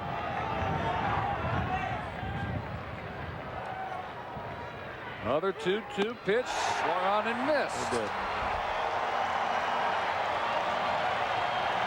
And for the Red Sox, I think they're going to hit this year. The pitching's going to be the key for them. Tommy Gordon takes the #1 role. Clemens has gone to Toronto, where he won today, pitching 8 strong innings. There's the high fastball. Just above the letters, just enough for the hitter it's tough to get to. Last hope for Boston, John Valentin. Especially if you hold your hands a little bit low. That's tough to get to. John holds his hands high. Valentin holds his hands high and will try to swing down through the ball. Valentin tonight is 2 for 3, a double in the first inning, RBI single in the 7th, and he walked in the 3rd. The only time he was retired, it grounded to short in the 5th. And that one is fair and headed toward the corner. Valentin will take extra bases and aboard with 2 outs with his 2nd double of the game. John's got 3 hits tonight, and he's obviously not going to let the effects of moving to second base alter his play. He's a professional. He's going to adapt to second base. He keeps his hands high and goes right down through the ball. He put his hands at the top of the zone, as you saw in that replay. Had no hitch to it and went right down through that high fastball. Other guys will try to swing up at the high fastball and miss it. John stayed on top of it. He likes to put his hands up and set his hands at the top of his strike zone. Well, he is, without question, the hitting star of the opener for the Sox. And here's Mo Vaughn, whose only base hit was last time up. 1 for 3, walked in the 1st, a ground out and a strikeout. RBI situation against one of the best in the game, and Percival way wide with his first offering. Vaughn again, a good bet to either walk, strikeout, or homer. Almost half the time, one of those three resulted from an at-bat by Mo Vaughn last year. And this is one guy that that Percival has had a little bit of trouble with. Mo's 2 for 3 off him lifetime. Only 3 at-bats, a couple of base hits. But that's saying a lot if you can do that against Troy Percival. And Mo keeps his hands at the top of his strike zone, but where Mo is different from Valentin is he crouches over and will try to lift the ball, and sometimes chase a high fastball as well. Percival at 2-0 coming inside, nails down the corner for his first strike. And that's why you see Mo hit a lot of long, high Statue of Liberty type home runs. He's just so powerful. He'll get underneath the ball when he gets it, and you'll see those long, high home runs as opposed to a line drive home run like a Juan Gonzalez. 2-1 pitch is out of play. Count to Mo Vaughn even with 2 outs and Valentin aboard. On deck Jefferson, who would be the tying run if he can get a shot against Troy Percival. There's that swing right there where Mo swings up at the ball. That's where he has a lot of his success. That's just Mo Vaughn's style of hitting.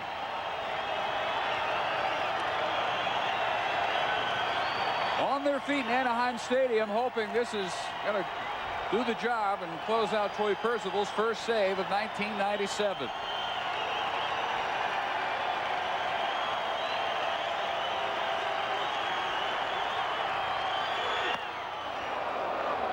But he misses high and the count runs full. And the tying run is on deck. Reggie Jefferson.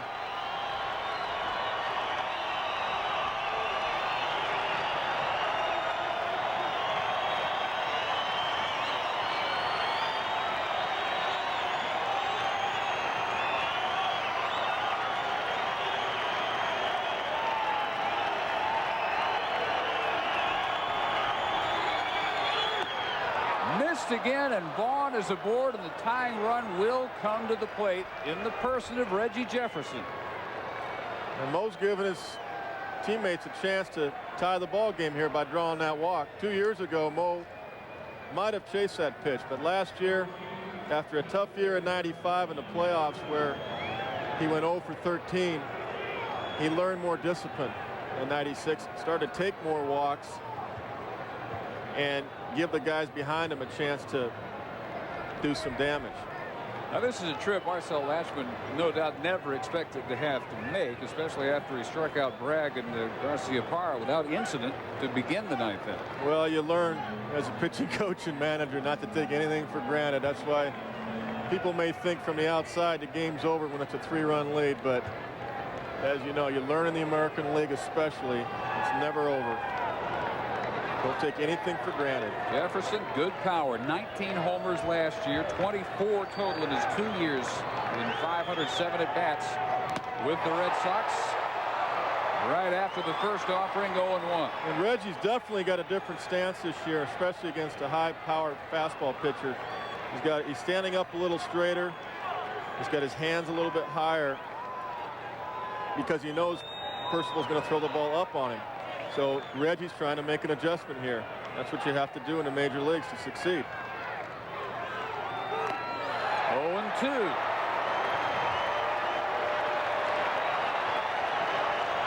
And what that does for Reggie, that enables him to get on top of the ball and quicken his bat. He goes right to the ball. He puts his hands at the top of his particular strike zone. And he knows that anything above his hands is a ball. And mentally, you try to lay off anything above his hands. That's why he's standing up straighter right now. Fans on their feet try to again. catch up with this fastball. 0-2 pitch. Rides high, 1-2. A lot of hitters, Valentin, Mo, and Jefferson, all three in this innings, put their hands at the top of their strike zone. They tell themselves not to swing at anything below their hands. That's a credit to Jimmy Rice, the hitting instructor. Chopper is going to be, well, attempting the one-handed pickup was Hollins, and it Had a little extra English and spun behind him, and the bases are loaded for Tim Naehring. Well, Reggie got on top of the ball and hit a chopper. You don't see him do that very often, but watch him. His hands are at the top of his zone. He got on top of that ball, which is what he wanted to do, because normally Reggie is susceptible to the high fastballs. Didn't come up. Hollins expected to be able to make the barehanded stab and just overruns it, so they are loaded up with 2 outs for Tim Naehring. You know, and even though that wasn't a great base hit, that's a good at bat by Reggie, because that's an adjustment. Normally Percival has pretty good success against a guy like Reggie Jefferson, who's a low ball hitter. Naehring last 2 trips homered and singled. Strike 1. First 2 grounded into a fielder's choice to end the first, struck out to end the third. And Ken Kaiser lost his cap on that one. Jeff Fry is on to pinch run at first base for Jefferson. Vaughn is aboard at second. Valentin is at third. So the go-ahead run, unlikely as it seemed a couple of hitters ago, is at the plate to face last year the most effective closer in the American League.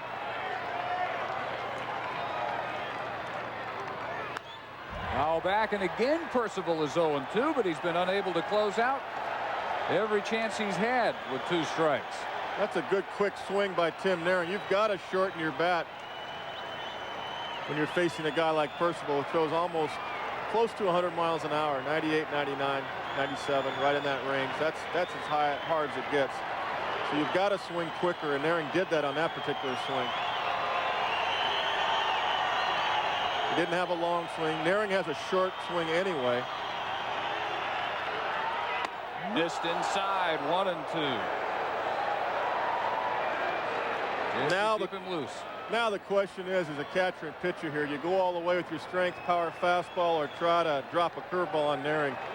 I say you go all the way with your fastball. You go power against power here. Want to bounce the curve. He tried to bounce one. Bounced it, and it's blocked by Fabregas nicely. The good thing is he bounced it, and that's the key. If he had hung that curve there and Naehring hit it out, believe me, Terry Collins would have a few words to say to him. Bounced, but blockable. Blockable. Bouncing it is fine there. And that's the question. They elected to bounce one just for show.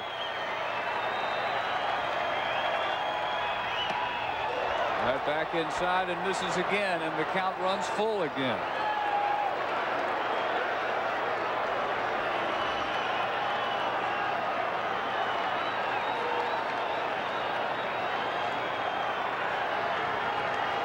"28 pitches. The Red Sox have forced Troy Percival to throw in the 9th inning. Now, I gotta believe he's going to go fastball again. And missed again, and he walks home the 3rd run for Boston. Valentin home. It's 5-3, and they're still loaded. And Will Cordero is due up. Now, here's a guy that many considered in the National League to be one of, if not the best fastball hitter in the National League 2 years ago. So this would be an interesting matchup. Now you're really going power against power, because Cordero can hit anybody's fastball. Will Cordero, Kevin, last year 2nd in the American League with the bases loaded, hit .615. And hit a lot of balls the other way with the bases loaded, into right center and some down the right field line. Ball 1. And Troy's just overthrowing right now. He's flying. His left shoulder is flying. Just too pumped, do you think, opening day? He's too pumped right now, trying to finish this game off. His left shoulder is flying. He's leaving his arm underneath and causing the ball to go up and in on those right-handers. You got to stay close a little longer, lead with his hips, let his upper half come over and follow. 2-0. This all started with a Valentin double after Bragg and Garcia-Parra had both struck out swinging. Vaughn then walked. Infield hit by Jefferson. And Naehring, with the bases loaded walk, scored Valentin. Another conference with Fabregas out. And this should be what Fabregas is trying to say to him. Since a trip was already made by Latchman, they can't make another trip to the mound or he has to come out of the ball game. So your catcher really has to help you here and calm you down. Help him not to overthrow. Just try to get a ball down in the zone. Catcher sometimes has to exaggerate. If you're leaving that ball up and in so much, a catcher really should start sitting outside and exaggerate it even more to try to bring him over on the outside part of the plate. 2-0 pitch. Ball 3. Now Fabregas replacing Leyritz, to whom Percival has never thrown. New catcher. Pulled by a guy that he is familiar with. That's exactly, I'm sure, the reason that Terry Collins did that. Fabregas has caught him many times, knows him better than anybody on their staff. Now he pulled that one over in the outside corner. That's what Fabregas has to do, and that's what Troy's got to do.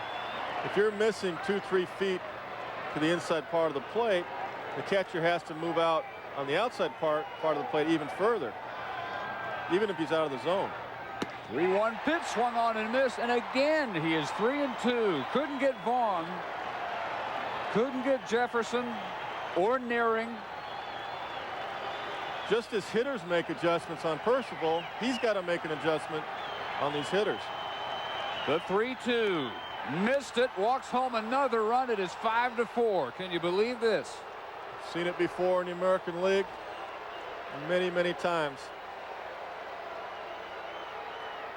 Terry's holding his cool pretty good there, but I know what he's feeling inside. But you've got your best out there. You win it or lose it with your best. This is their guy. Here's Rudy Pemberton. Terry Collins had to think when this inning starts, it's all over. I've gotten to my closer. You got to feel pretty good with a 3-run lead with Percival coming up on the bottom of the order. I mean, it's over. 9-1-2. 92% of the time last year it was over. Starts Pemberton with a strike. He ducks, looking a little bit intimidated. Bailing out on strike 1. And Rudy's an aggressive hitter. Sometimes hitters like this are dangerous because they can hit the ball anywhere. And they're bad ball hitters sometimes. They can hit the ball out of the zone. He's going to be hacking. Oh, he hit him. That one hit him. And we are tied at 5-5.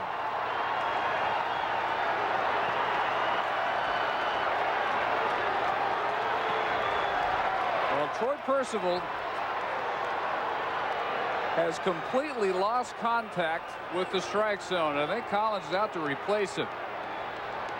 This may be the only time this year this happens with Troy Percival. It's opening day. 2 strikeouts to begin the inning, and he walks the bases loaded and walks home 2 runs, and now has hit Pemberton to drive in the third. Pemberton obviously shaken up with the force of that ball in the high 90s, and there goes Percival.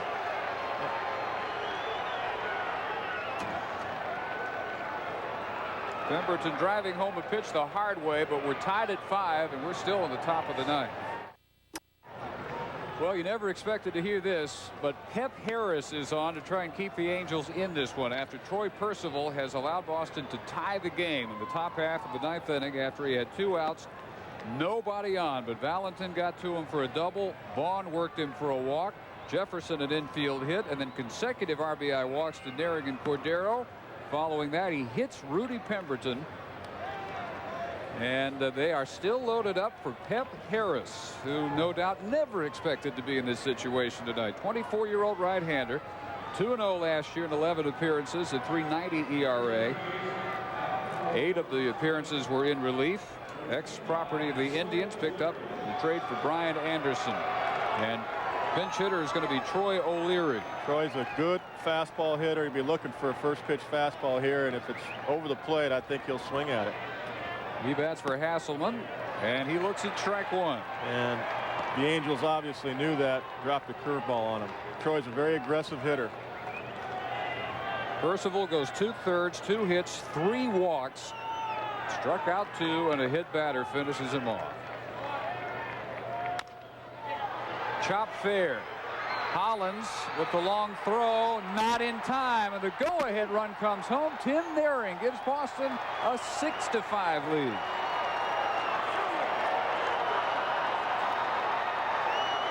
Well, and a couple things happened this inning. A couple of choppers. That one for the go-ahead, and one earlier.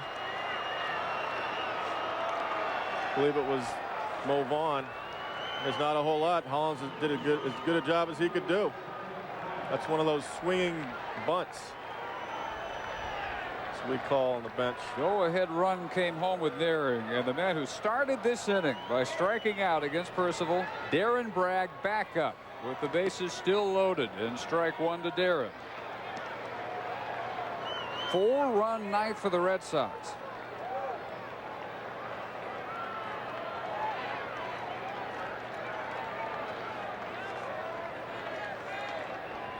Terry Collins has got to be dazed. Jimmy Williams has got to be absolutely stunned and elated all at once. When you manage in the major leagues long enough, again, re-emphasize this, you learn not to take anything for granted. That's why you see managers pace in the 9th inning with 3-run leads, 2-run leads, no matter who's out there. And that should end it.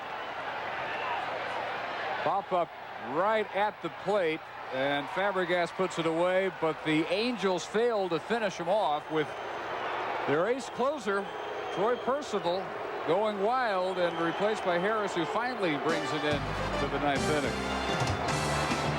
Boston tries to finish it off when we come back.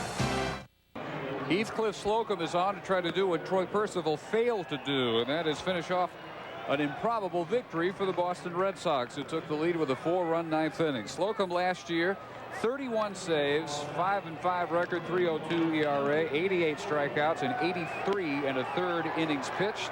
A little bit wild at times. He allowed 55 walks, but only 2 home runs. As a major league manager, you can do everything right. You try to put, like Terry Collins did tonight, try to put everybody in the right situation for success.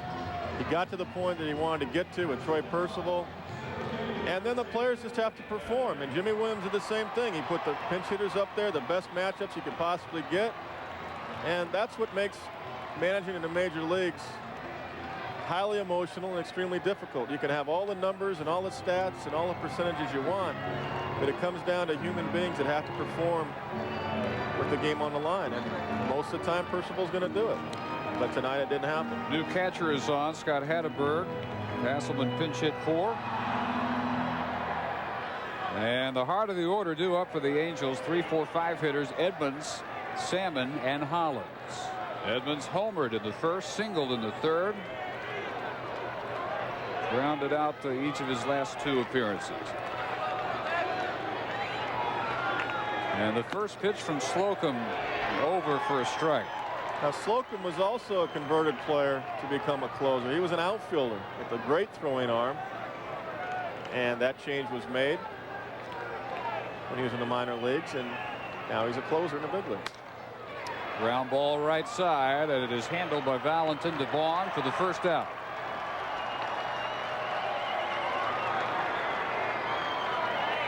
So Tim Salmon will step in. And that really takes the wind out of you as an offensive club hitting right now, the Angels, when they think they've got the win. 3-run lead in the 9th. Now you've got to change your emotions. Even though you have your heart of your order coming up, it makes it very difficult. But you're going to have a lot of this in the major leagues. A lot of games like this are decided in the 9th inning. Broken back ground ball, and this time it is Garciaparra. The throw to Vaughn requires a tag, but he makes the tag. Out number 2. Wow. Well, Garciaparra has great tools. What he did here is throw the ball a little bit 3/4, throws the ball sidearm, and he's underneath the ball, and the ball sails away from him. Mo makes a great play, catches the ball and tags him going by. Garciaparra many times will throw that way. That's just the way. That's just his throwing mechanics. Last gas time for the Anaheim Angels. Dave Hollins is 1 for 3. Last 2 trips up, walked, and then singled and scored in the 7th. What looked to be the insurance run for the Angels. Well, that's exactly why every run's important. You can go back and say, well, Salmon had a runner at third base, less than 2 outs, a big strikeout by Tom Gordon. Every run's important. And this is a pretty well played game overall, both sides. A well managed game. Slocum has run the count 3-0 to Hollins. That one misses low, and the tying run is aboard.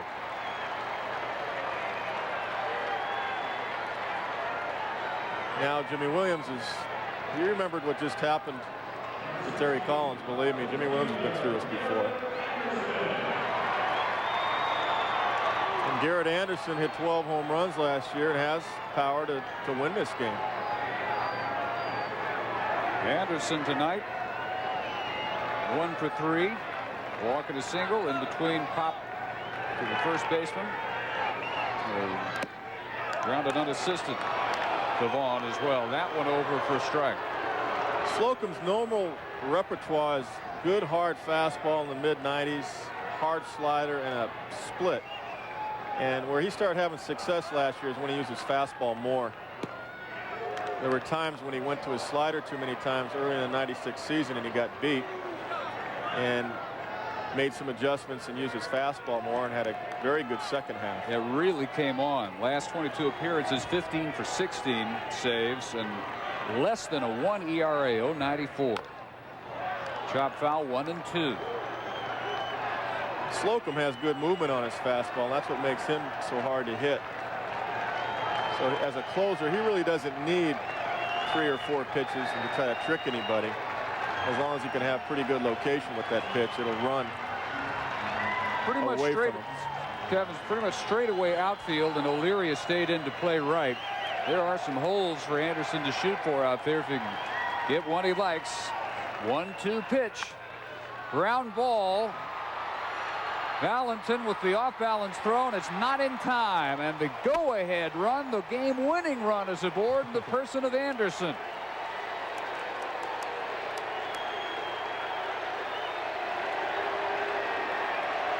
And here comes Eddie Murray. Mr. 1900 RBI is going to come up. One more look at the job by Anderson to get aboard.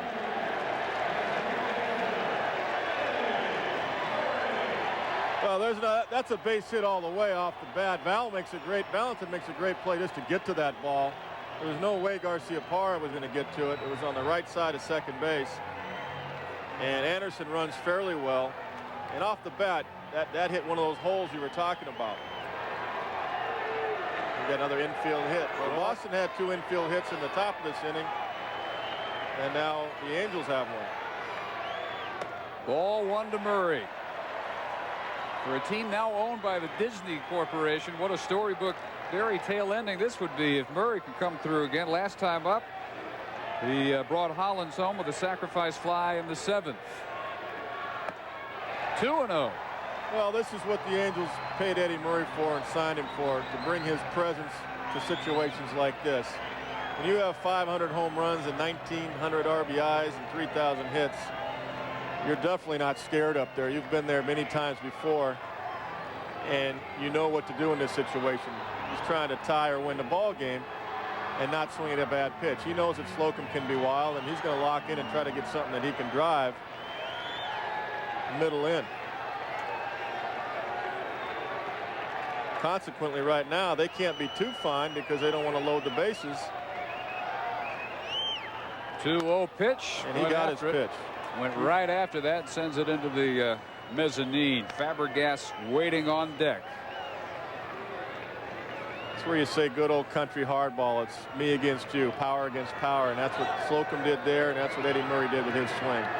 Good fastball and a good swing. Worked for Percival until he lost all contact with the strike zone, and that one sails wide. 3-1.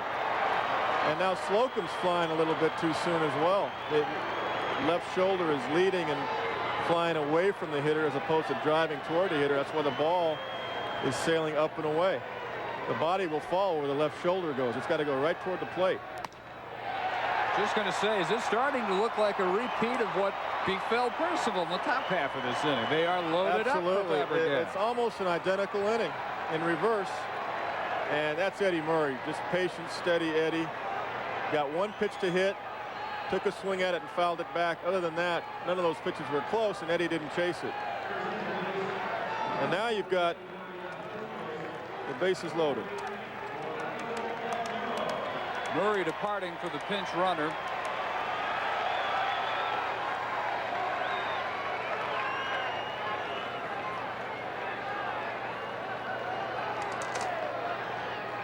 Fabregas, who came on defensively to catch Percival in the top half of the inning to replace Jim Leyritz.